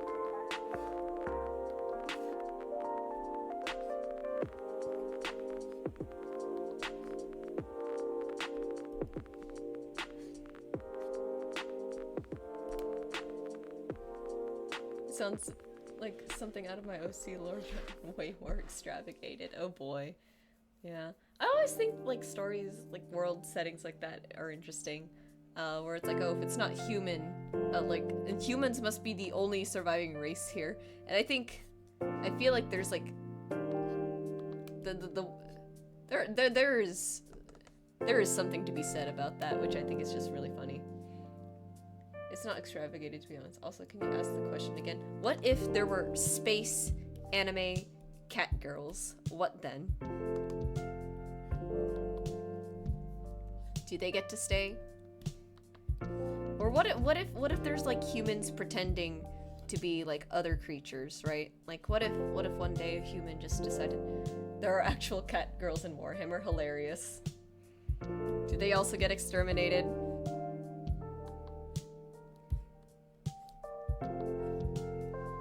Do they get put down? Do they get euthanized? Do they get rabies shots?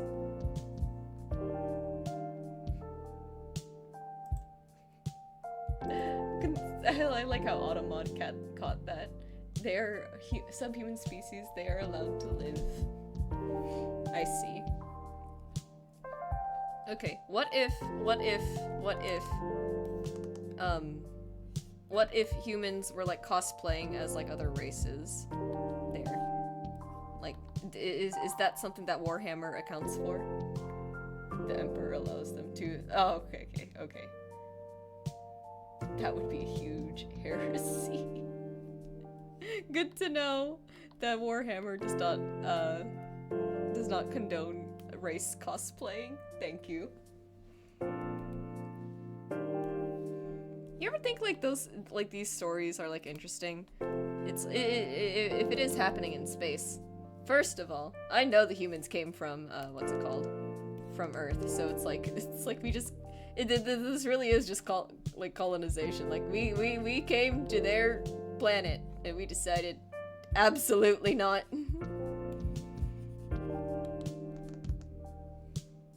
Jokes aside, you can cosplay whoever you want, of course. I see.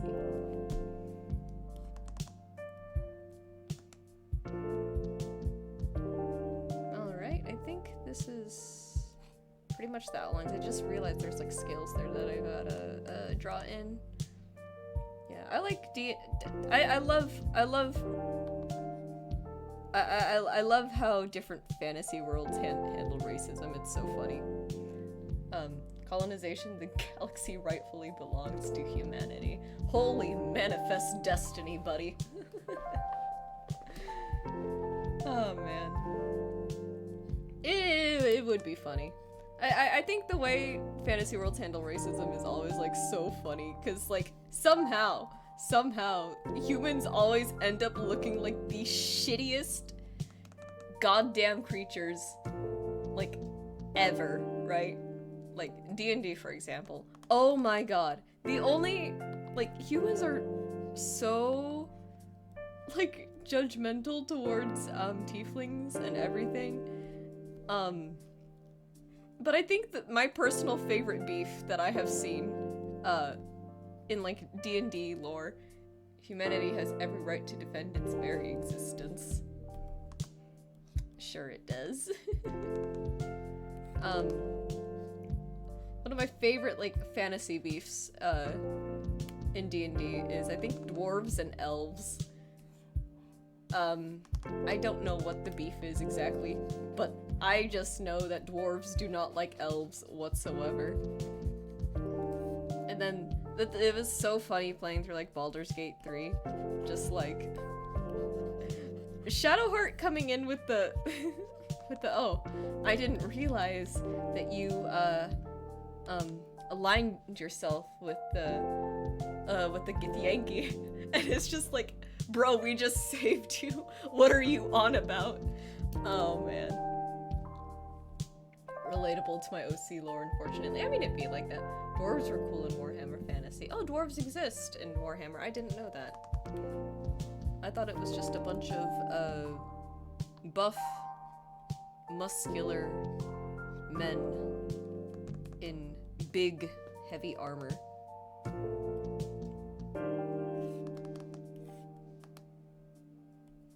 Am I gonna get cancelled for making generic assumptions about Warhammer? The big bad villain became a villain because of the actions of human racism. Real! He's valid for that, honestly. That too would be my villain origin story. Sometimes I'll be at the Carl's Jr. like drive-through window, and I just see someone, they look like they're having a bad day, and I'm just call me a slur already. Just do it.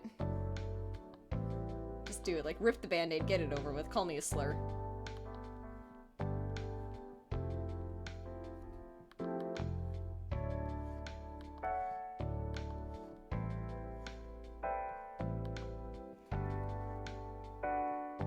Those are Space Marines. Warhammer Fantasy and Warhammer 40k are separate things. Oh! Interesting. That's most of Warhammer on the outside. The inside is full of all sorts of insanity. I feel like any fantasy world with extensive world building that was like made in like the 80s or 90s is bound to have some batshit insane stuff. You know what I mean? Like, take Star Wars lore, for example. Where do you want me to like start on that? I don't even know anything about it outside of like the first 3 movies. And I don't mean like episode 1, 2, 3. I mean like episode 4, 5, and 6. I don't know anything beyond that, and even still I barely like remember it. Yet there's all these people here like, no, but you see, there's this and there was like all of this, and I'm like, bro, what? for sure, yeah. I can't wait for me to, like, get to that point with, like, the comic here, just like, oh yeah, there was all of, like, this, and that going on, too, and everything. Let's see, I think... Oh boy. Well, we got done with the outline, so we can't actually just, well, civilians, I'll let it slide for this one time. The Emperor protects. Have a blessed day by the Emperor of Curse. Of course, as one does. Adeptus, you have a wonderful day. Anyways, let's see, let's get to coloring. I think Pi has been like a bronze dragonborn in my head, so we're gonna go with like a very nice, like, coppery bronze. Well, let me actually look at the color bronze before I make assumptions. I think I confuse a lot of things, typically. Yeah.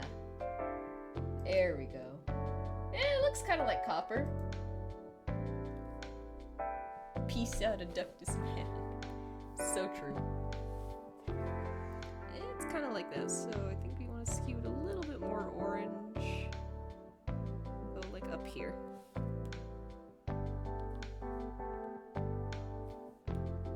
That's better, I think.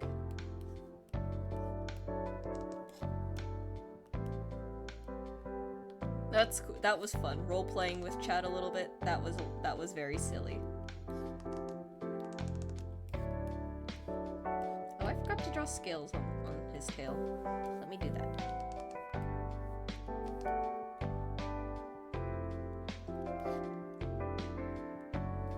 Something I used to joke about with Johnny, or I not used to joke about. I mean, like I still kind of say this, like, with my friends. It's not a fantasy world unless you have like some weirdly racist, unless you have like the weirdly racist elf city somewhere, and I think that is unfortunately true, but it's also very funny. Like, it's just a core component of world building. If the elves aren't complete pretentious assholes to everyone else, are you even doing the world building right? Man, I keep forgetting to draw skills like everywhere. I'm a fake dragonborn enjoyer. I mean, to be fair, I like tieflings. I'm also drawing this character for like the first time ever.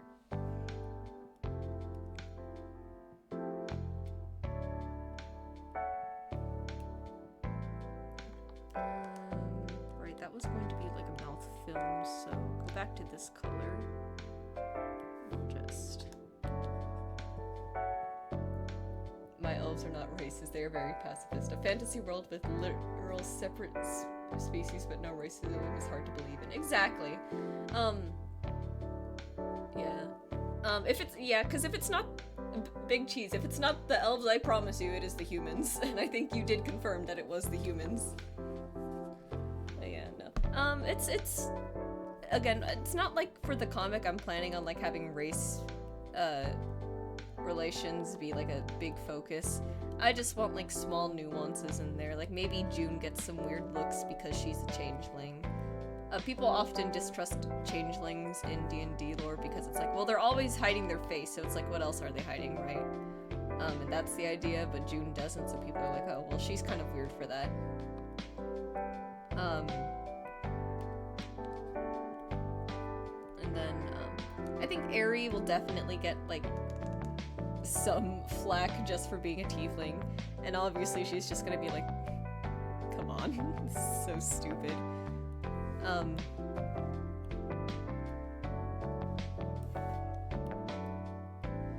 we go. I wish I was better at doing, like, furry designs. It would be very helpful right now. So, I know one thing I had to explain to my brother and his friend, Clive, because they're part of the furry community. I was just like, it's so sad that you guys aren't into D&D, because it's literally, like, peak furry stuff over here. Yeah, you can write in little things and not have it be the focus of the story. Exactly. But No, yeah, the way D&D like does like panders so much to like the furry community, because you can do so much. Like you have obviously you have like the dragonborn and the other draconic species. You have tabaxi. And it's like, oh well, we don't have a dog character. Guess what? There's like a lycanthrope for like literally everything at this point. So, like it's like again, I think D&D is just like one of like the best settings that you can have as like as a member of the furry community. I don't like that for the horns, actually. I'm gonna go with a darker shade here. Yeah, that's better. It worked for Danica, it worked for Amira, but not Pi. Be like that. Modern D&D has so much for the furries. That's what I'm saying. Like, it's so good. It's so full of stuff. It's like, I'm surprised that they're not more into it. And the best thing, there's so much like homebrew stuff. I think I've pulled it out on stream before, but without any exaggeration, there is a stat block for a Honda Civic out there. Like, because the other thing too, Clive's like a massive gearhead, and I'm like, there are stats for all sorts of things. I think this one website that I kind of keep up with, I want to say it's Wyvern's Horde. No, it's Only Crits. That's what it was. They have an entire module revolving around like the mechanics of speed and stuff like that. And I think they legitimately like have a thing for like racing. Like if you wanted to race your friends in D&D, like they have a thing for that, and they have like vehicle stuff, and it's cool. It's super cool.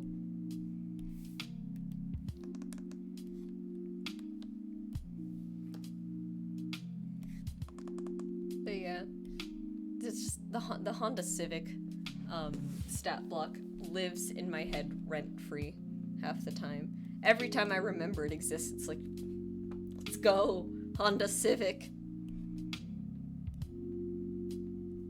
It's so funny. You know what I should have done? I should have drawn scales on the other guys.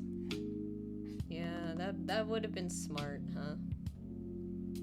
Actually, I think I want this guy to be a little bit more red-orange. Yeah, there we go. That's a kobold color if I've ever seen one.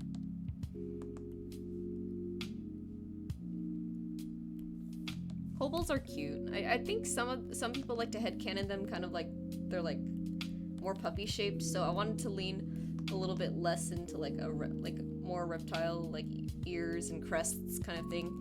And I wanted to give him these little floppy ears right here. I think it's very cute.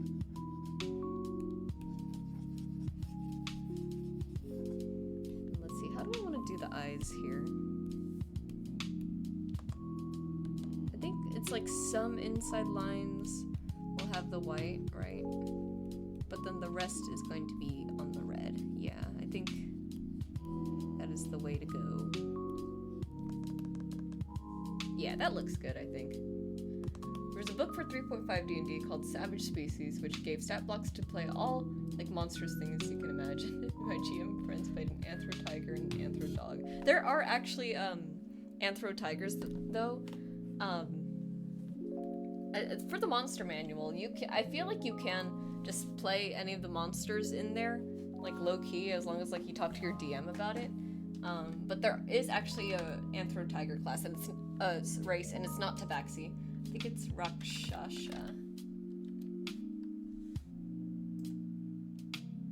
Oh, Rakshasa. That's what it is. Tag yourself. I can't read or pronounce things. I love these guys so much. Like, look at that. Ah. Look at this design.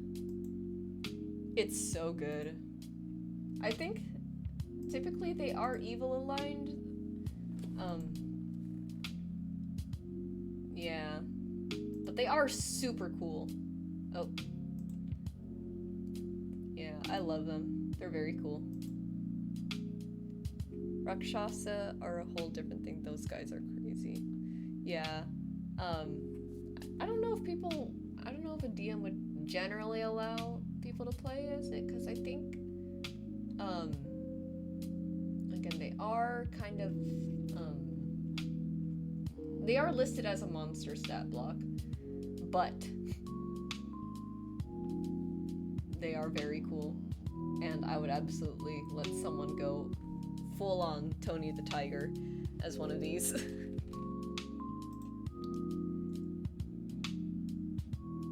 But yeah, it's cool. I like them a lot.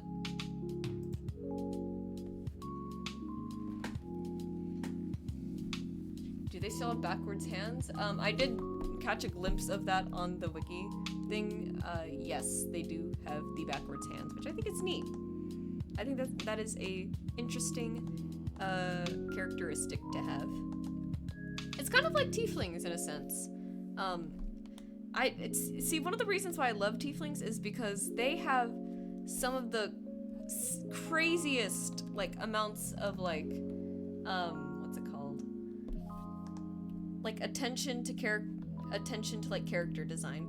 Like, first of all, there is a sub race for each circle of hell, which is so cool. And I love it a lot. And it is also played into like my personal headcanon that every circle of hell has its own dialect of infernal. And of course I based it off of like Filipino dialects, because what am I gonna do, not be Filipino on main? Let's see. Actually, I think it might just be better if the white was just all the way through the little circles here.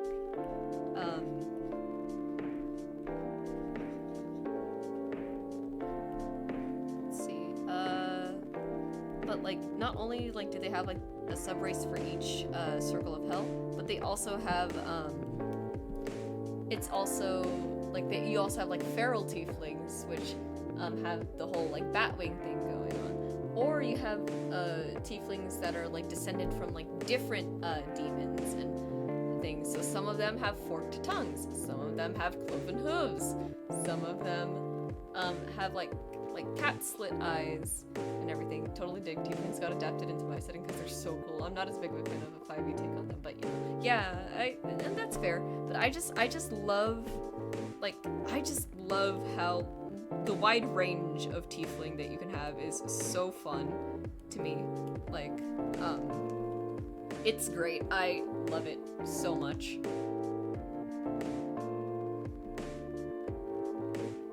Let's see, I don't know what kind of robes I'm gonna give this guy. I don't want to put him in some pink. Do I like this? Not really. Because I already gave purple to this guy. I love tieflings. They're so fun. I think they're I think they're one of the best races, and I'm not saying that because like they're like the edgelord race and it's fun to play the edgelord race or anything. I'm saying that because like there are so many ways that you can like flavor them. I even like it a lot for like from like a roleplay perspective, right? Like with tieflings having like tails. I think it's really like fun, the idea of just like you could, there's so much like body language stuff that you can do with that, or you can like have it be like, oh, like their horns get like caught on everything, or maybe they snag their horns on like other tieflings. Yeah, it's nice that so many different abyssal / hellish things can be drawn for each individual tiefling. I love it so much. It's like it's great. I have like I have like my own like personal like headcanons for tieflings too. I personally like to think that tiefling horns grow continuously throughout their lives. So if people ask like, oh well, how do tieflings with very like large horns sleep? My personal answer is, well, some of them like to get probably will have like special pillows like adapted for all of that and everything. But other tieflings probably don't even let their horns get that long. They probably just what's it called? They probably just like get the horns trimmed and sanded and smoothed and everything. Or some of them, like even the crystal tiefling that I drew a while ago, some of them probably even like get completely different horns. Let me see if I can find them just to show what I'm talking about.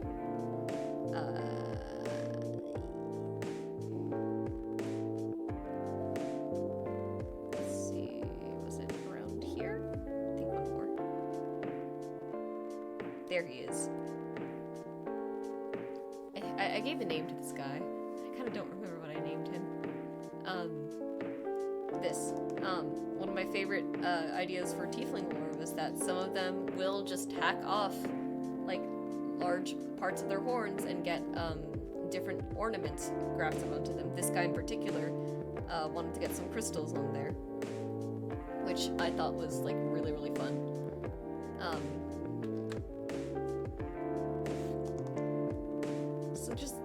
I feel like the role play opportunities as a tiefling is just really, really fun to me. I love it a lot. Oh yeah, I remember that one. Yeah, I really like that one too. I think that has to be one of my favorite illustrations. I wanted to make it into an art print, and it's a shame that never panned out because the colors I used, for some reason, the printer has a lot of trouble printing it. No matter how much I adjust like the values and everything. So I don't think I can actually get it as a print anytime, like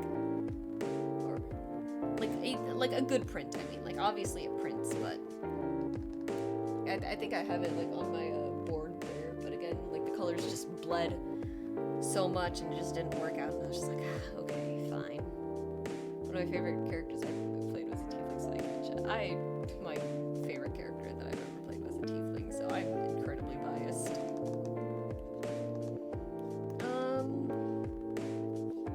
Let's see, I don't usually get to be a player in a lot of like games for D&D. Like I said, I don't think I ever got to play Lilac in like full. But I do like Lilac a lot. It's just I wish I had the chance to like actually roleplay her. And actually I want that to be darker.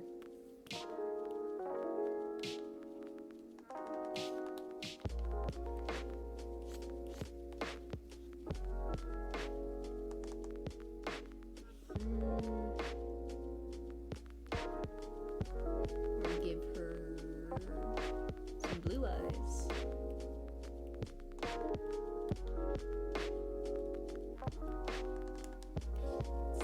I liked playing Kina. Kina is the, nowadays I'm usually the DM, but there were a good few years where I got to play a lot. Yeah, me too. I've definitely become a little bit of a forever DM already, and I'm like, that's okay. I do like being a dungeon master at the end of the day. Like, it's a lot of fun, I think. Especially when I get to have, like, the really fun, like, DM moments where, like, players, like, realize there's, like, a twist going on. And it's really fun. Let's see, one of my favorite encounters that I built was one of the last one-shots I ran for the store before I decided, like, hey, I'm gonna take a break because I still need to get paid and stuff. It was a bunch of these, like, I made my own monster for this. They're called darts, I think, and they're basically these aquatic reptiles. Running games is super fun. It's just nice to play and have no responsibility sometimes. It's so real. I completely get you there. And there's a gem loose on this. I'll fix it later. It's okay. It was essentially these aquatic-based reptiles that live out in the ocean, and what was it? What was really fun was giving my players like an extra challenge for once, because I don't like to make really hard encounters, but I do like to make my players think a little bit. The thing that I really liked about the darts that I built was that they had venomous stingers, so they could poison the players if they failed a Constitution save, and they could also camouflage and turn invisible, which was a lot of fun. to have my players like figure out how they were going to navigate that thing. It was great. Let's see. I just realized this has to be like on top like that. Yeah, there we go. Yeah, get to rendering this part now at last. Oops. Did they fight underwater? They fought on this sort of like shallow spot. It was kind of like an islet, I think. I think that's the right word. But it was really fun, especially because one of my players was like, right, I'm going to escort this one person back to the ship. So they had to like run all the way back from the ship before they could even join the fight, which I thought was funny.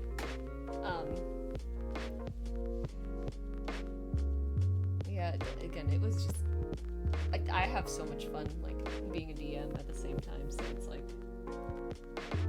it's great. I do wonder though when is going to be my next chance to be like an actual player in D&D, like in a campaign. I don't think it's gonna be for a while.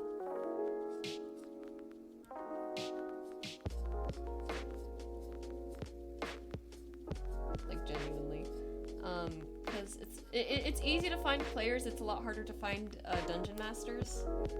So I think at the end of the day, that's just gonna be like my role for the time being. My friend does want to get back into D&D, and I am very excited for that because it's like, oh man, I should totally like run a game for Carl's Jr. I'm like maybe that's what we'll do for Halloween. Like maybe we'll have like a little Halloween like one shot to play through. I've got to write one for the store anyways. We'll be doing that again. I gotta write a different thing for the store too. I have a wonderful idea. Next week there's supposed to be a stream happening at my game store for a live game of D&D, which I will be hosting. I'm hoping to run a game for a few coworkers soon. Oh hell yeah! I hope you get to do that because that sounds so fun.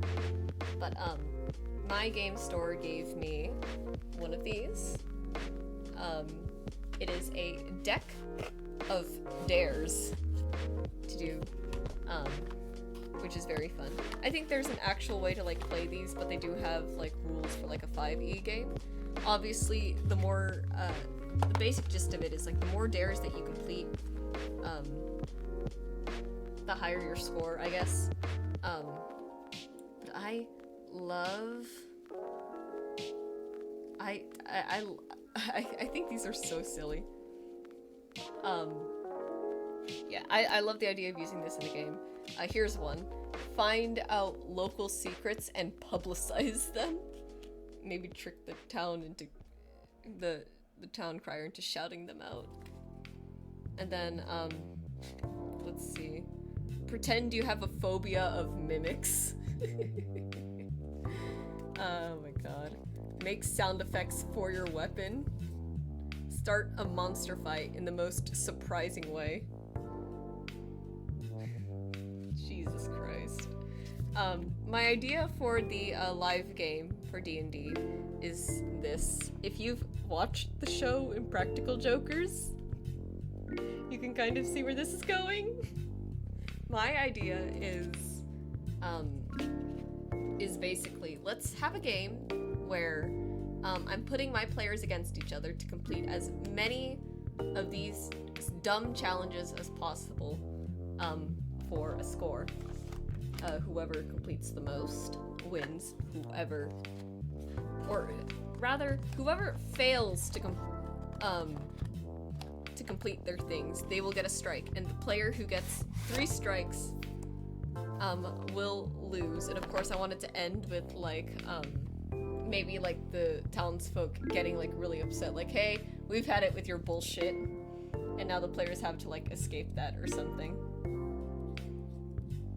That's my idea. It's just to poke fun at like nuisance IRL streaming, and also just as a fun little homage to Impractical Jokers, because me and my parents and my family, really, we had so much fun watching that show. The funniest thing was that when we started watching it, my mom and my dad were just like, what is this? Like, this is like so inappropriate, right? Because you know they're let's see, they're like from the Philippines, and it's like what is happening here, right? But then after a bit, it was like they ended up really liking the show, and it's just like, let's go. You know, Bronze might actually be a little bit more yellow. It's okay, he can be a copper dragonborn, I don't mind. Point being, I'm excited to run that. I gotta check in with like Chris again though, just to make sure like things are actually still happening. Maybe I'll drop by today. Like if Johnny takes a bit, I'm just gonna be like, hey, I'm gonna go out, and for a little bit, I'm just like wait for Johnny to get home, and then I'll like ask like, Chris, we're still on for this, right? Before I start writing this entire thing.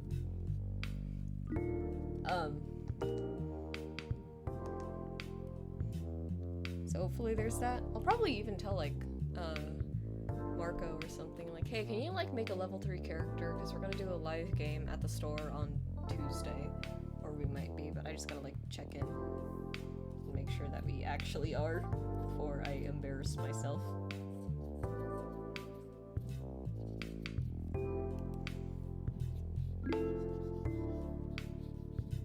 I feel like I've embarrassed myself plenty of times. What should I care?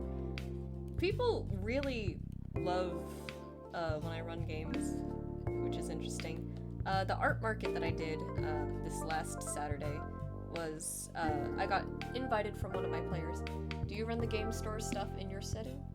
Yes, I do, actually. All of my stuff is from Akora, so all of the players get to have like a lot of fun creating their characters. Like, I personally like it because, you know, I feel like if you play like in a regular high fantasy setting, you do kind of have, like, if you want the roleplay to be like really immersive, you do kind of have to like watch how you're speaking a little bit. Like you can't be like, bro, like bro, like that, like you're lying. You can't use those words, basically. It's very immersion breaking. I'm sure most people don't mind, but some people might.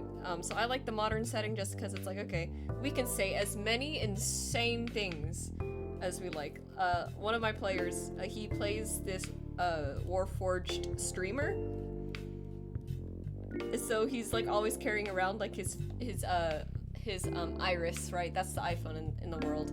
And he's always just like, chat, what do you think? And I always get to like roleplay the chat. I'm like, your chat is like yelling at you.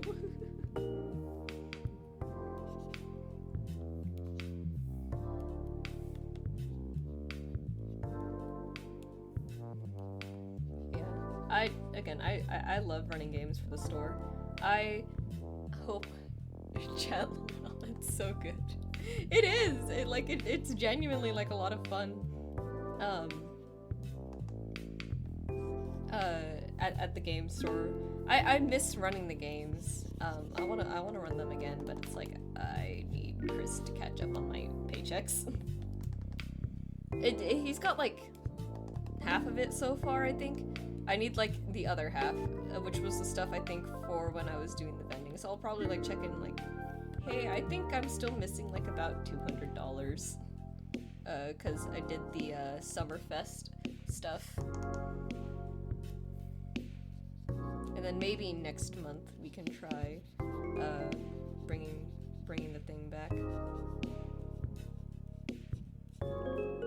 It's just, I think it's really sweet that my players, like, even when I offer like, hey, you know, we have like other dungeon masters at the store, I'm sure like it'd be great for you guys to experience like all of that too. One of them said like, yeah, but like the way you tell stories is so like unique and engaging, and I'm like, oh my god, thank you so much. Sometimes it's hard for me to like really accept the fact that I'm a storyteller, mostly because I do jack shit with I don't read. I can't read. That's a lie. I've kind of been reading, but it's very like on and off again. But like the fact that people are still just like, no, like this is like really good. I'm just like, oh my god. Thank you. That's super sweet. Love that for you. Thank you. It's really sweet. My players are great. Again, I do hope I get to run a game for me and my friends sometime soonish. Maybe it'll be the Halloween one. My plan for the Halloween one is there are people. You know, it's really hard, I think, in a fantasy setting, technically, right? To do horror, right? Because everyone already knows that ghosts exist and everything. They already know demons exist, so it's like, okay, weird shit's happening at home. Let me go call, like, the paranormal investigation team and stuff. Let's get a cleric going, you know? So I feel like it's kind of hard to do that, but I think, an angle that I can absolutely take is, messing with, like, Uncanny Valley, stuff. So I think that's gonna be my plan for Halloween. It's going to have to do with, like, a cult of druids in the forest and horribly disfigured animals and everything. I did actually poke fun at the whole, like, haunted setting in a fantasy world just isn't scary kind of thing, with a different one-shot. There's one guy in the entire world who does not believe in ghosts and everything, and all of his neighbors, even though his house is hilariously haunted, like, all of his neighbors are so fed up because his house is, like, so haunted. It's making, like, a whole, like, it's making a lot of noise and everything, and they're just so fed up that this guy won't hire, like, anybody to get rid of the ghost. So it's like, you know what, we're gonna take matters into our own hands, and we're gonna just do this, right? And that's where the party comes in. It's so funny.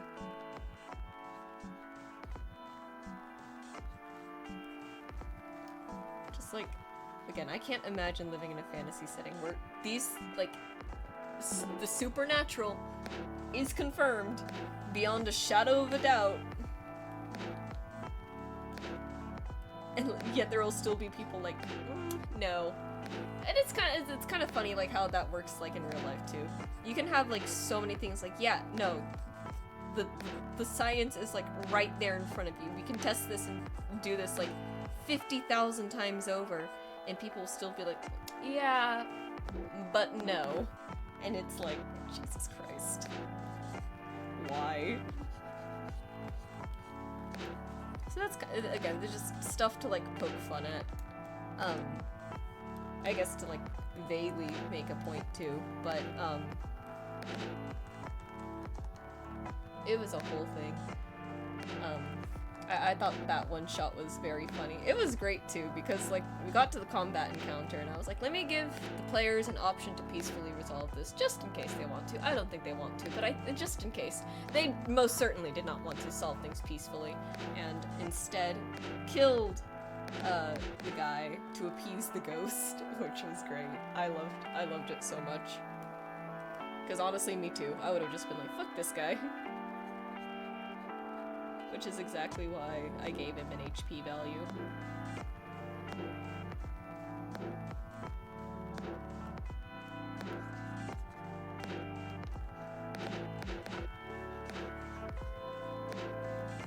So I'm hungry. Okay.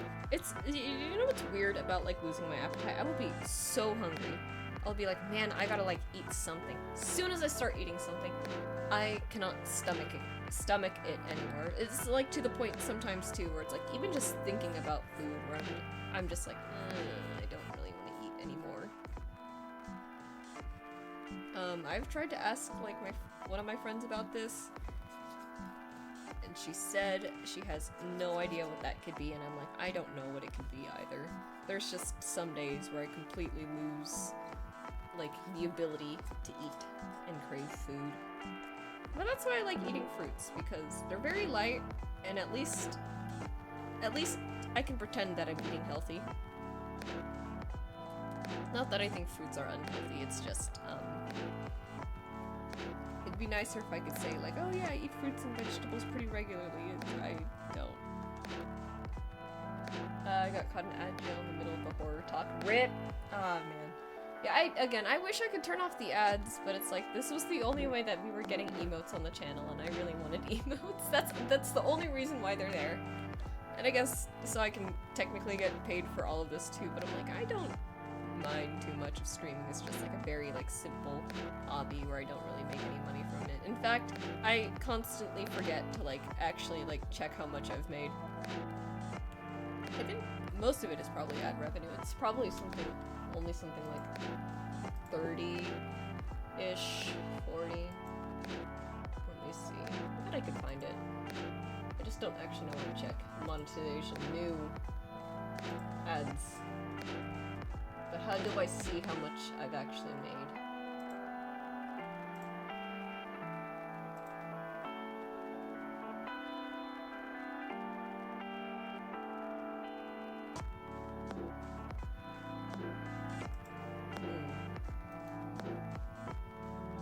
I don't know.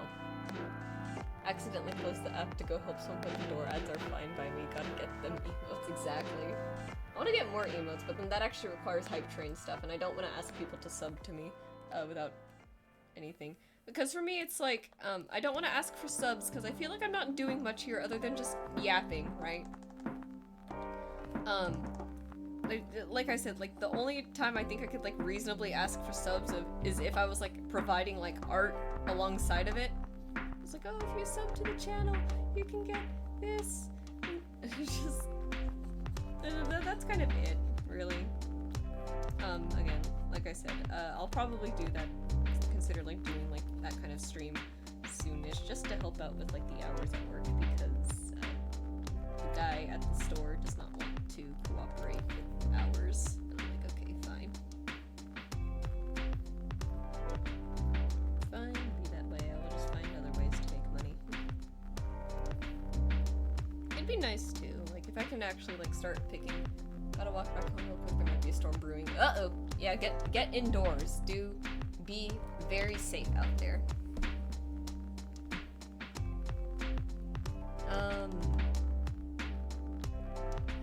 Yeah, it'd be nice if I could make, like, an actual career out of this, but I know, like, it's not gonna be likely.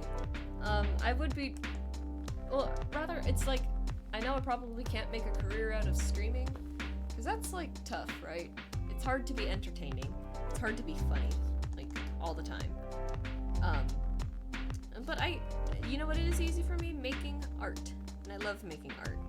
And if making art could be my career, that would be great. But we'll have to see. Okay, let me see. I completely forgot to draw scales on these other guys, so let me do that.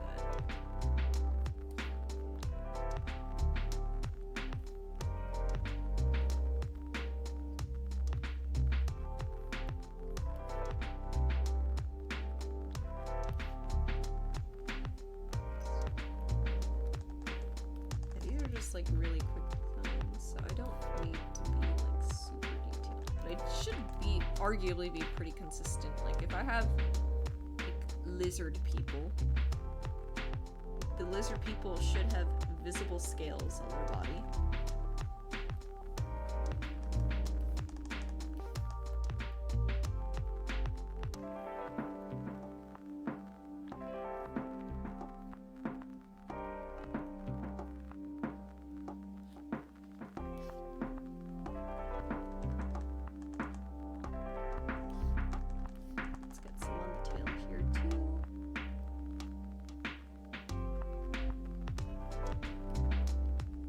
See, what would be smart is if I like did the scales and I like painted over the outlines, like did the whole colored outline thing, but I'm not smart. And I'm frankly a little bit too lazy to do that. I'm just gonna grab that. Turn that layer back off. Go back up here. And let me save again because I keep forgetting to do that. I think I have leftover lasagna from, like, Soleil's last night. I'll probably eat that when I go downstairs. And then maybe I'll, like, go out and hang out at the game store again. Just be like, hey guys. Maybe I can talk to Chris.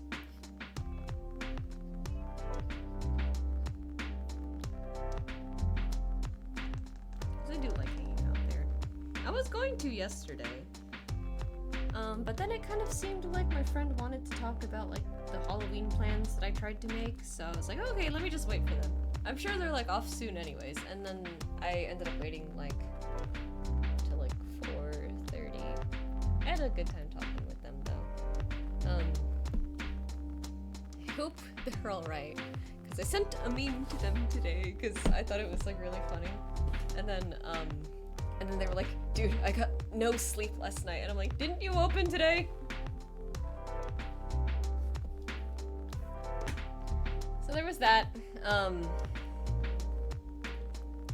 I don't, man, they're still probably not off. Or I hope they'll be off soon so they can actually like rest. I told them just, you know, what did I tell them? I told them just sleep or rest or something before you go home, because vehicular operation and sleep deprivation do not go well together, and I should know. I've done this so many times.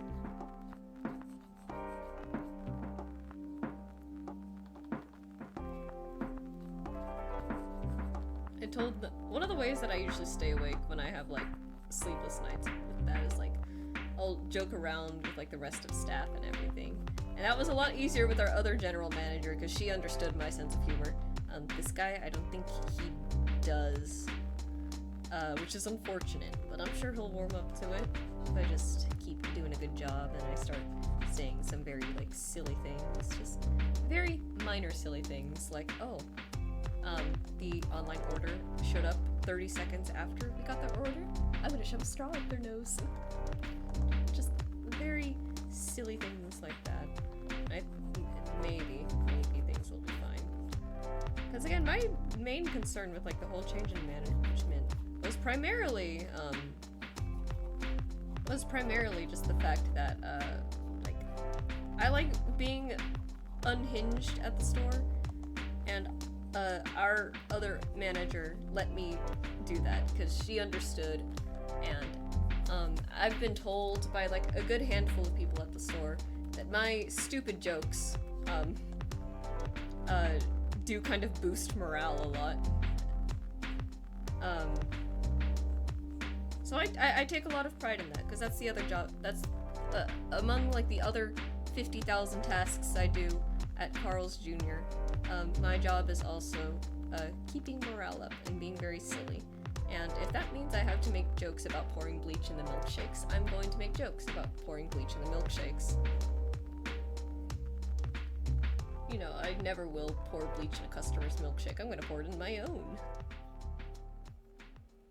Oh, that's why the thing isn't, like, doing what I want it to. It's because I had the stabilizer on still. Oopsies. I was wondering why that was, like, coming out so weird.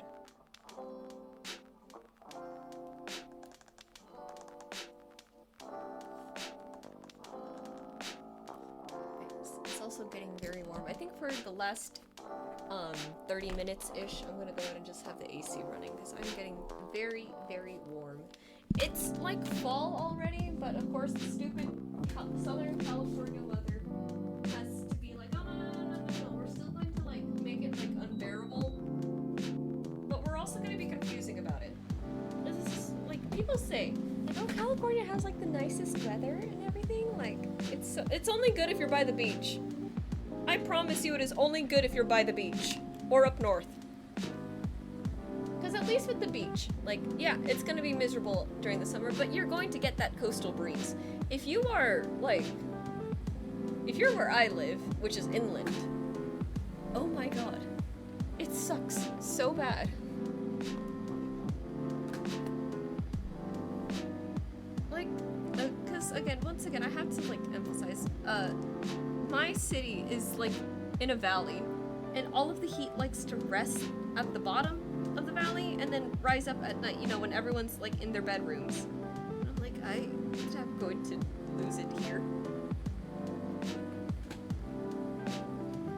But it is what it is.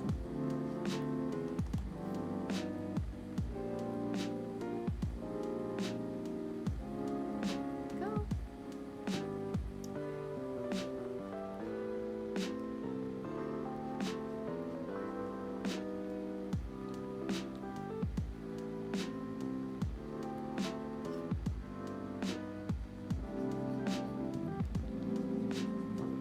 I should have modeled the dragonborn like off of like the actual dragon they're like descended from. But I kind of kept forgetting to do that. So now I'm just here. We're gonna pretend that everything works the way that it's supposed to.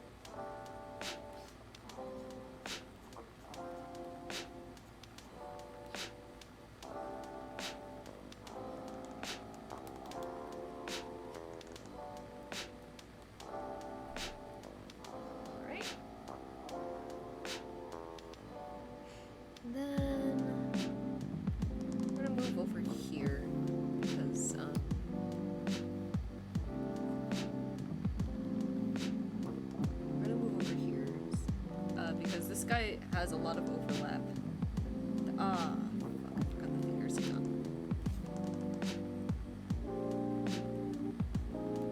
I forgot he had another hand.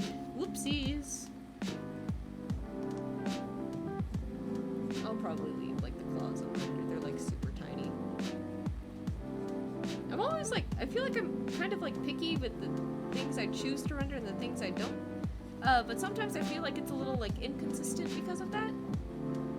Like little like buttons and gems I do end up like doing like full renders on, but like stuff like this sometimes I just don't, and I'm like, okay, sure. Another thing that I don't tend to render is like the inside of mouths, because to me it's like, well, all of that is like already in shadow, but I think with like the dragonborn mouths, since they're like so big, I should probably render the inside of that, so I'll do that on like the next layer over. This guy at a different point just because he's so like he's next to the thing I don't want the paint spilling over, because that's when I start having problems.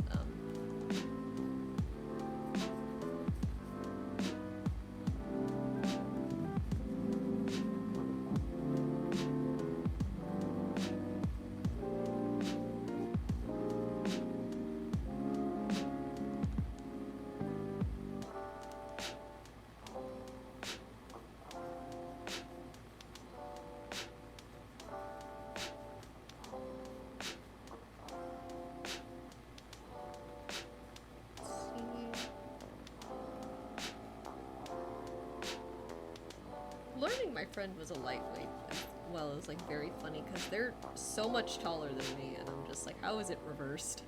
How does that work out? I want to help them with like Halloween costume stuff, but they still don't even know what they want to do, and I'm like, ah. Part of me is like kind of like, what if we were both tieflings this year? Like, what if that was the case? Because I have an idea for like another pair of horns, and I'm very comfortable like making the horns just because they don't take that long, honestly. Like I can get a pair of horns done in a day. Granted, they don't look, it's not like they're like spectacular or anything, like they're not like super well done, but I feel like it's like not that bad. The idea is like a black pair of horns with like spider web going through it and a bunch of spiders crawling all over it, and I thought that would be fun. So like maybe I'll like pitch the idea, like what if I made you a pair of horns?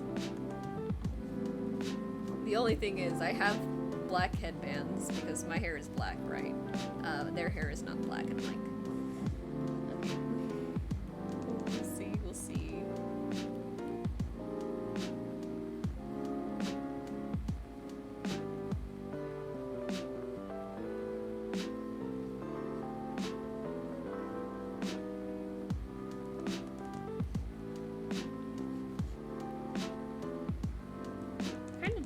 Start selling them, like, though. I feel like for each like a market I'll probably have like a pair of horns that I'll sell for like maybe $60 to $80 depending on like what I think of it, and then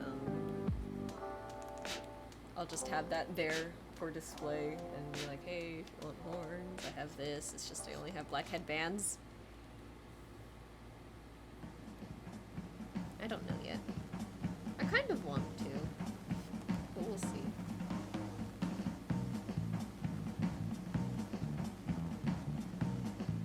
Oh, it'd be really cool if for like the black paracorns I could use some like crystals too. So I have like so many crystals that I still need to like get rid of, I guess. Or not get rid of, but I need to use. But I have yet to actually like do something with that.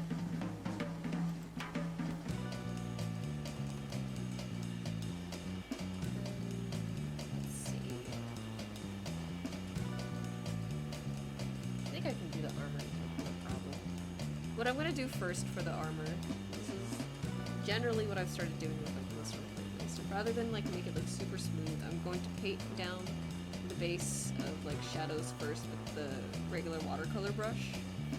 And I'm gonna go in with like a different like textured brush to give it like that sort of like worn metal look, and then I'll also add in the scratches.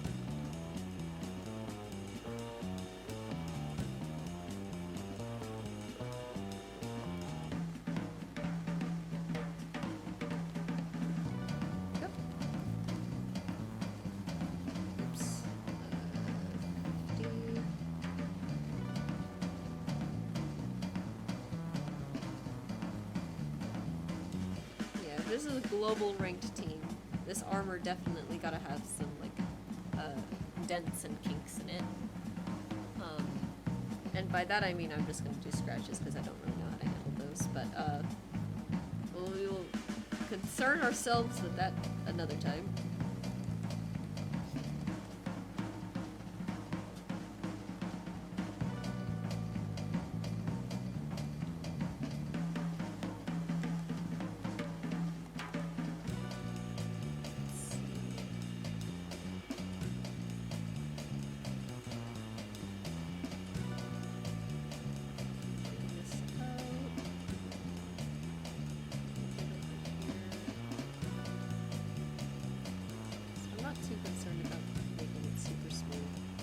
Part of me really does just like enjoy like, the generally unblended look of the rendering, because I think it adds a lot of character to it. Which is why I initially, when like we tried to divide up the work for the comic, it's why I wanted to do the rendering, because it's like I like the way that I render because it's very like unblended, very just sort of like thrown together.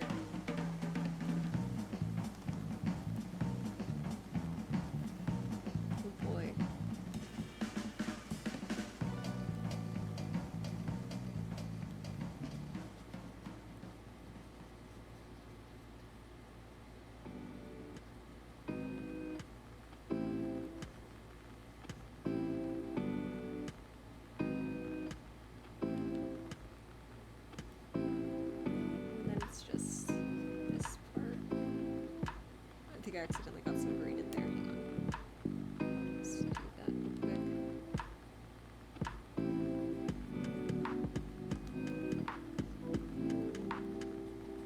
Have to get the edge, and I think we're in the clear.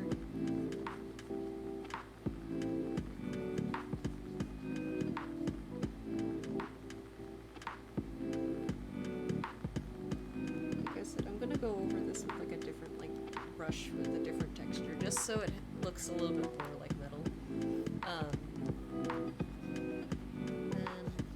And probably later tonight, actually, I might record another bass cover. I learned a new song recently, and I just gotta work on refining it.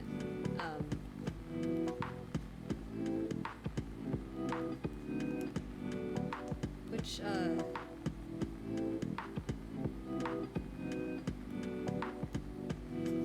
I'm excited to record it because I also promised my old boss that when I learn the song on the 5-string bass, I will send it to her.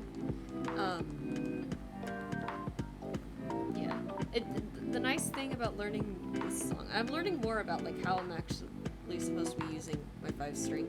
The whole way I'm supposed to be actually using it is for when I need to be in alternate tunings and stuff, because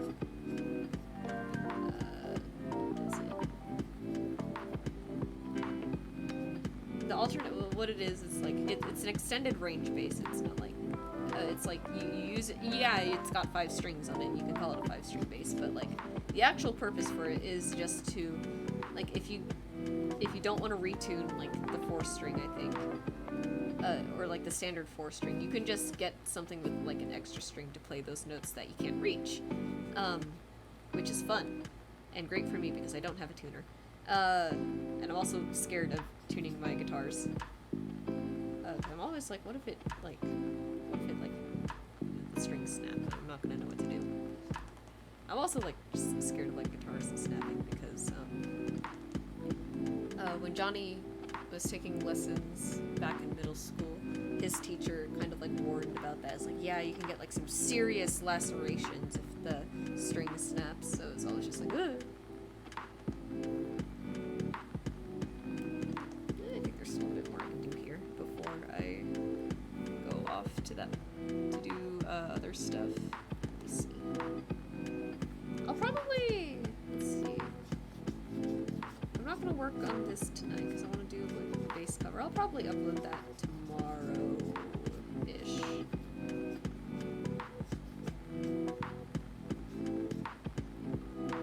I think I might just end up telling my friend too. Just like, hey, this stupid confession today. I listened to See There Before You Showed Me. Found their songs like 2 months ago, and I was gonna tell you. I did not know how to bring it up because I overthink a lot. I'm stupid like that.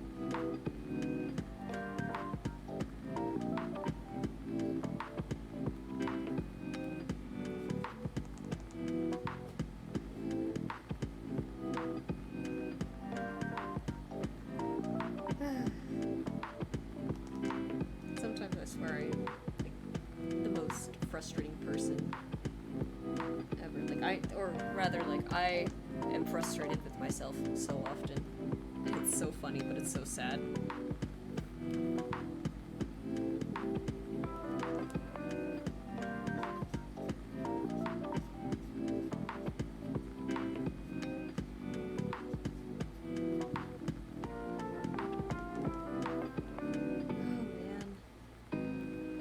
Tomorrow is going to be the early school rush. I'm not excited for that.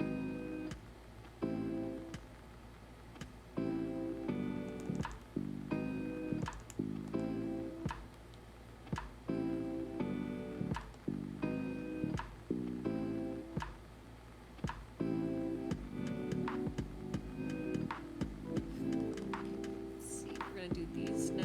These are also going to have like that sort of shiny metal-y look to them.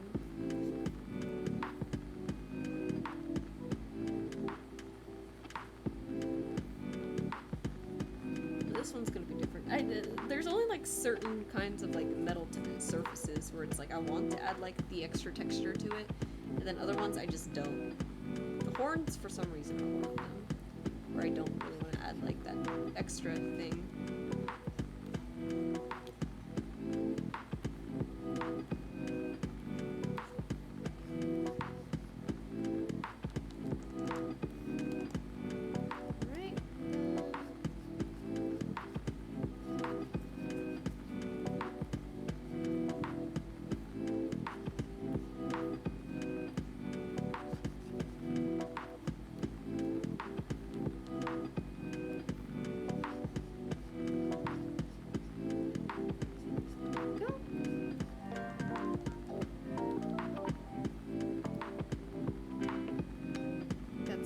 So far, and then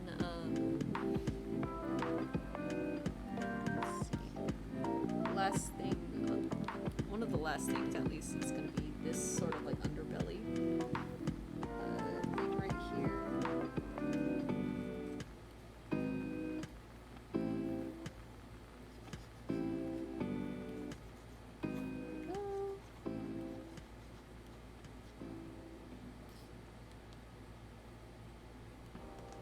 How do I want to do this?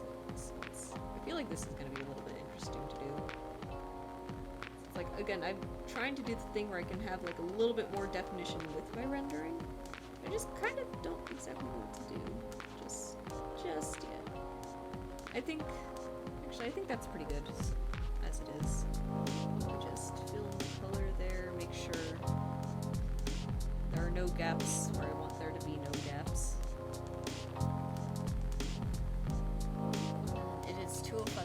going until 2:30, as always. So we got about 25 minutes left.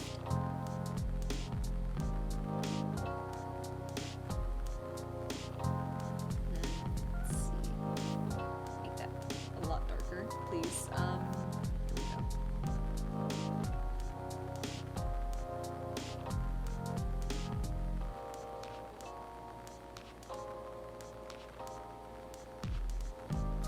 And you know, if there's any comic that I should finish, it's the Stardew Valley comic. I should finish that already, but I'm not hyperfixated enough on it. I can't.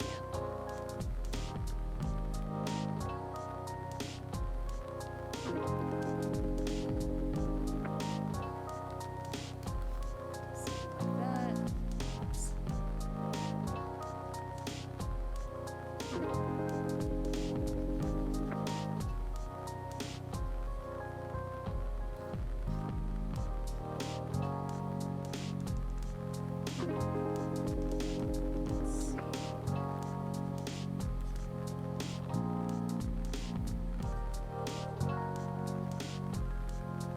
One of my favorite things about like this world building is that there's still people who just dress up like in like very like traditional like fantasy garb, which I think is so cute. I feel like part of the reason why it would stick is like maybe like for one, practicality, right? Like there's not a lot of ways to like modernize plate armor, I think. And have it still be effective. But my personal favorite idea is that for it is like, oh, it's like it was just like a very like trendy thing. Like maybe one time they tried it and it was just like, well, this stuff still looks good, so we're just going to do it. And then like it just like the trend stuck and it worked.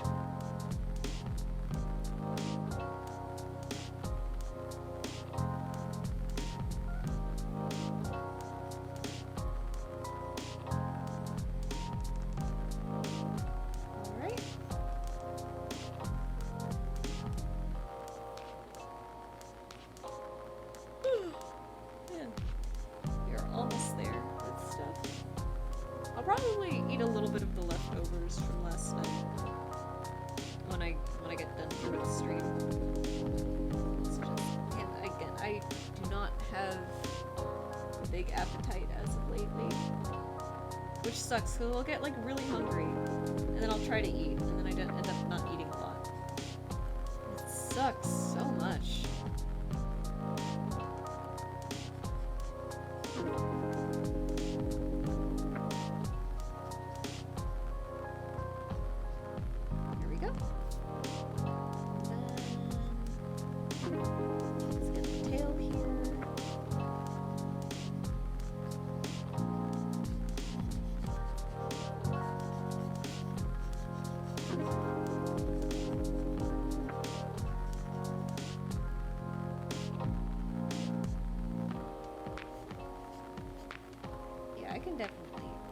If it doesn't take me too long to do like a base recording tonight, I'll probably finish this as well. Looking good, thank you. Welcome back. Yeah, I think this is looking great. I'm excited to do the backgrounds for this one because I think it's once again going to be like a very like simple thing. We're gonna have the leaderboard here behind June, and then I'll just have like a pattern or something or a gradient just there in the back. Because once again, since Johnny is in school, I don't think I need to go super hard on the backgrounds.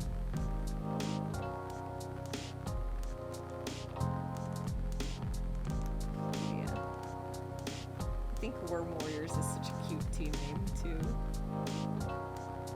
Like, Worm Warriors. Yeah, I think it's so fitting for these three.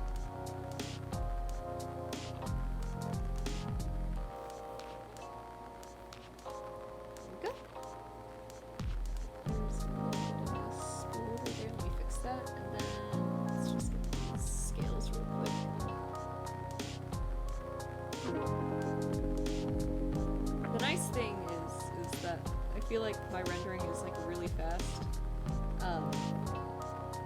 It's kind of because when I used to draw like more traditionally, I did everything in colored pencil, so it's kind of the only way I know how to like do stuff, and it's not like I was like trained in art either. Like all of this is like I am self-taught, and this is just what works for me. But I end up liking a lot how the rendering looks, because it does give like that sort of like colored pencil sort of feel to it. Let's get the little yellow here. A fun name for sure, yeah. God. I'm excited. I won't lie, I was a little scared working on this page because it's just like, I have to like render 4 different characters at the same time. It's like, I think this panel or this page is going to be great for that reason. Again, I like that there's going to be tons of extras. There's going to be like stuff. I'm going to reference a lot of like other people's OCs too. I know Johnny wants me to like cameo his, so you know, for sure gotta like throw them in there somewhere. Definitely planning on having a little Astarian cameo too, especially when it comes to Aerie. I think that'll be really, really funny. Also, I think this spot right here should actually just be the same shade of yellow. So I'm just going to do that real quick. So it was looking wrong, and then maybe this could be blue. Yeah, that looks a lot better. There we go.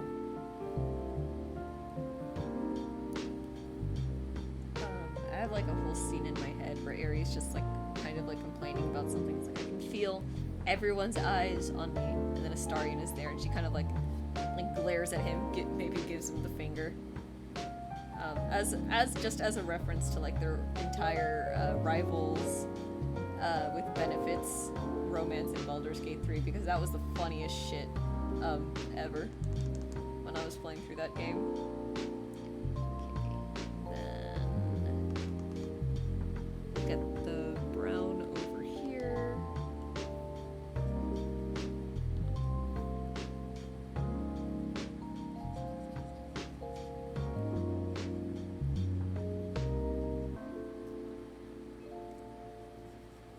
Also, I hope you were able to get out of the rain relatively dry, because I know sometimes it does just kind of just come on like out of nowhere and everything. I am very excited for the stormy weather. I cannot wait. It's gonna be so nice. I love the rainy season here so much because it gets so cold. It's so lazy. I love it.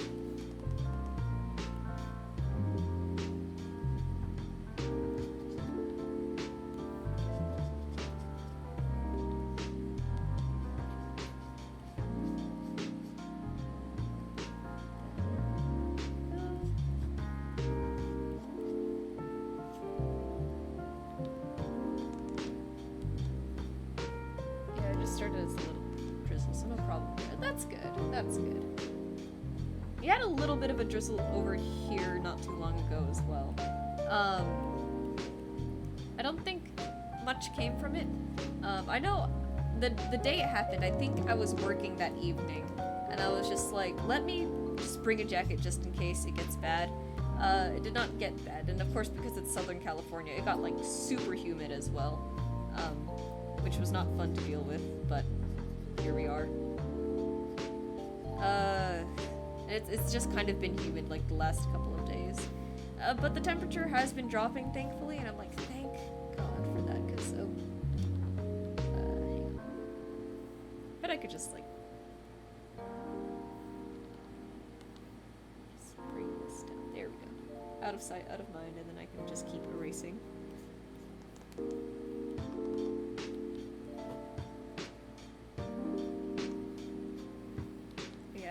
I like the rain a lot. It's very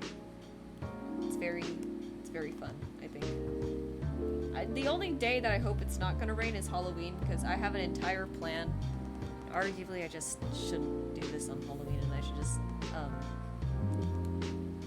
pick a day that's like kind of nice and go out. The bike trail here really borders some like, it's not a forest, it's kind of a swamp really, but a river does run through there, and my plan is I'm going to go, because my costume this year is another tiefling druid, but this time I'm going for like a more cottagecore aesthetic. So the horns, they have like the aventurine crystals on them.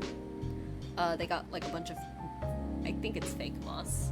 They got some moss on them, and then I have like an entire top that I'm trying to make.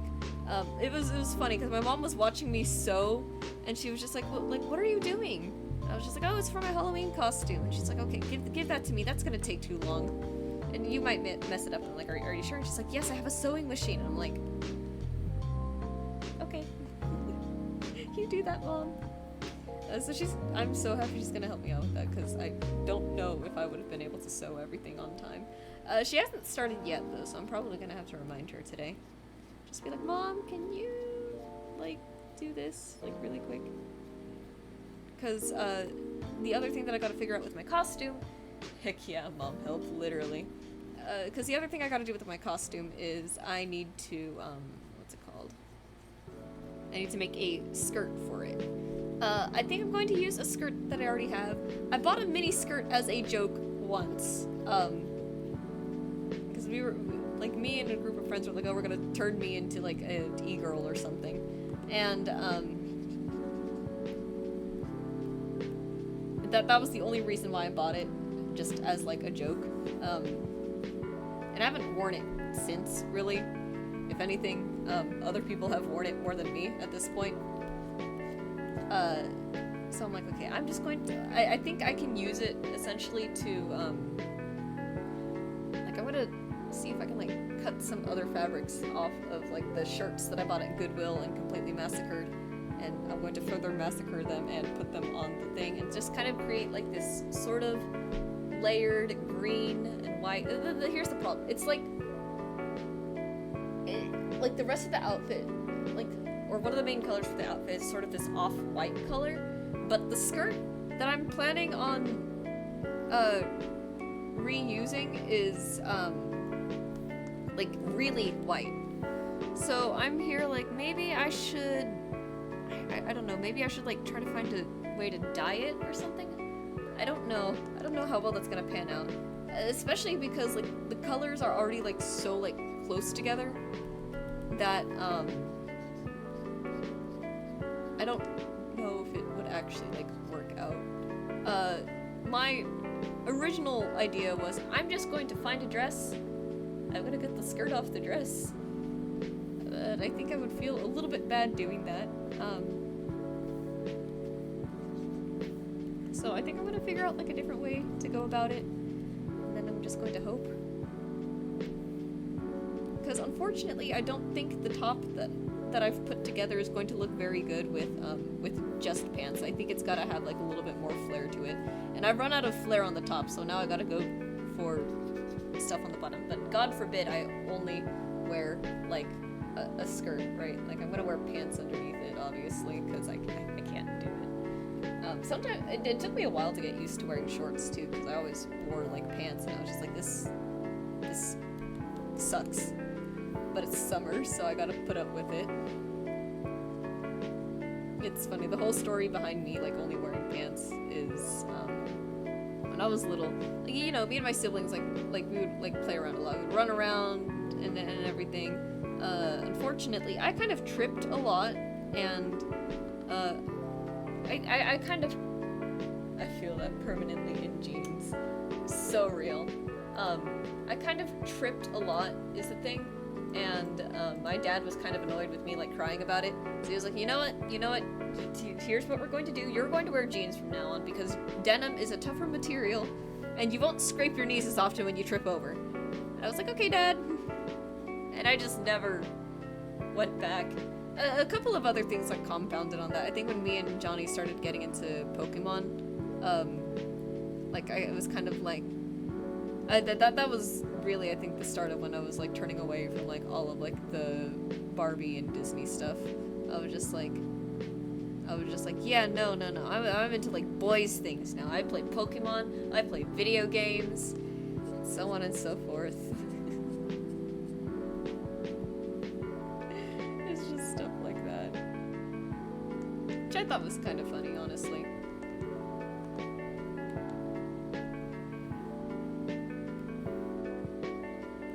Obviously today I, like, take a very different view to things now, but it was just, like, childhood me is just so funny to think back on. One time,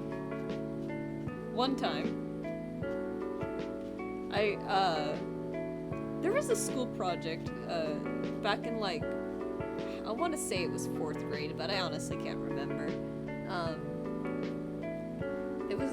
We had to do this thing, this sort of poster for, like, Martin Luther King, right? Martin Luther King Jr. And I was, like, really lazy, and I didn't finish it all the way through. But because I didn't finish it, I was just like, well, I don't want to turn it in because it's not finished, and I'm just going to hide it in my little desk, and I'm just never going to turn it in. I don't know why I thought that was a good idea. It's just I didn't want to turn it in because it wasn't finished. Well, one day,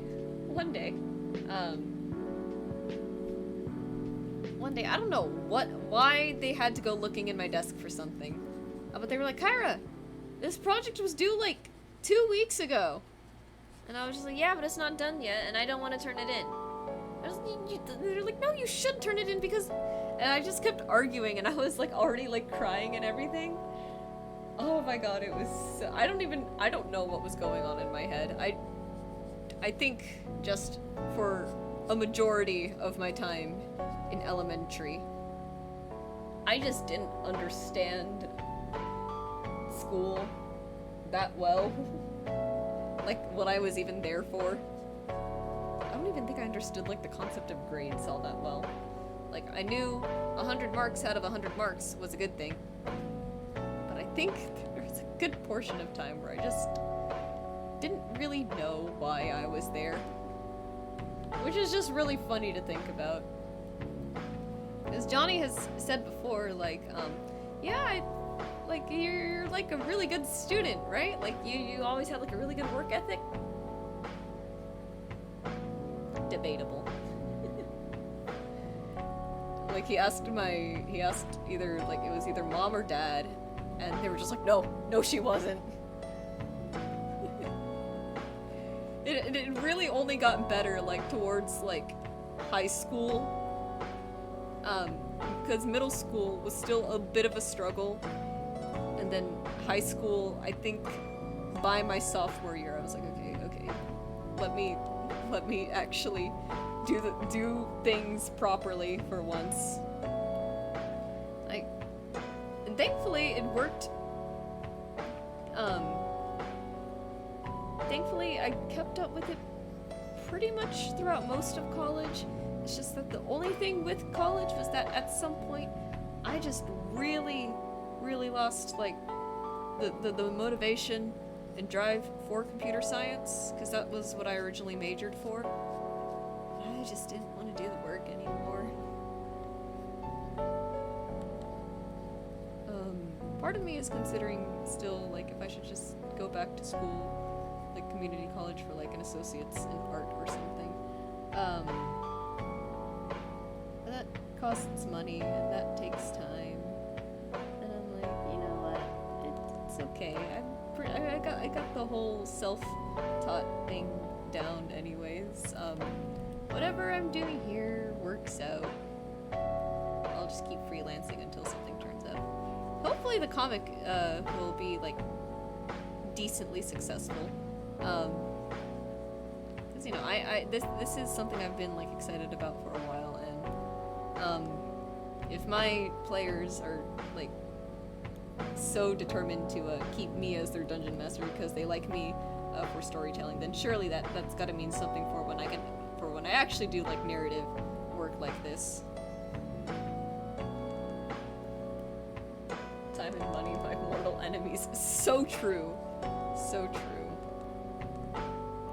I don't know. Maybe even with like the cut in hours and work, I should just like consider it. Just like, hey, if you're not gonna schedule me, I'm going to find something else to do then. Because I guess I have to.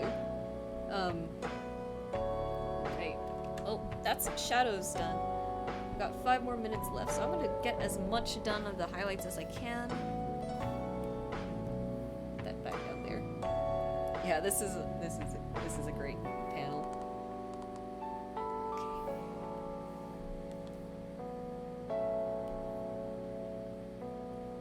I don't know if I'm gonna give him like the glitter skills that I gave Danica. Honestly, it's like kind of hard to see on Danica anyways, so I'll probably just like skip it here. But the way I did describe Danica in like the one shot that she was featured in, she's described as having like glittery golden scales, so I tried to incorporate that a little bit. It's like a very like subtle detail.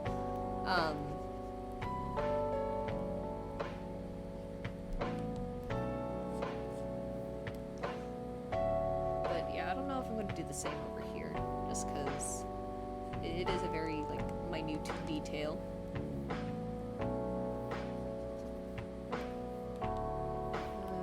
Let's see. Maybe I should just keep. No, I'm hungry. I should just go until 2:30 and then go eat like a normal person. Even though I feel like I can't eat right now.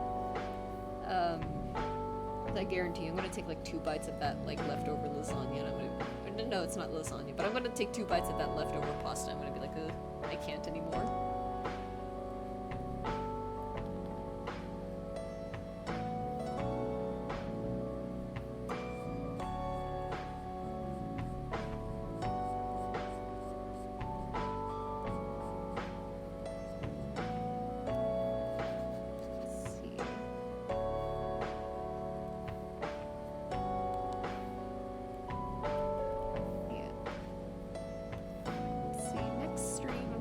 Start doing like a little bit of like outro stuff right now.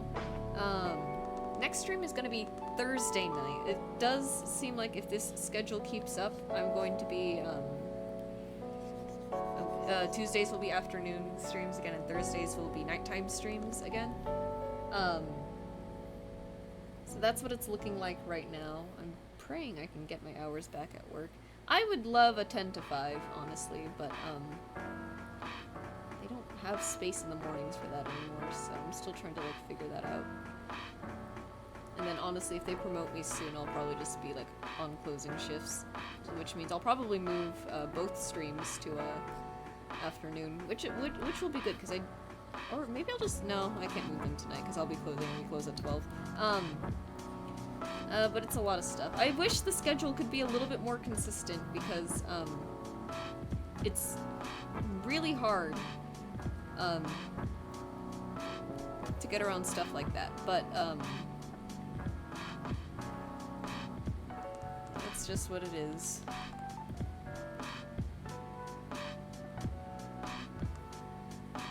Right now. I'm sure once things like settle down a little bit more at the store, things will just sort of like ease into a proper schedule.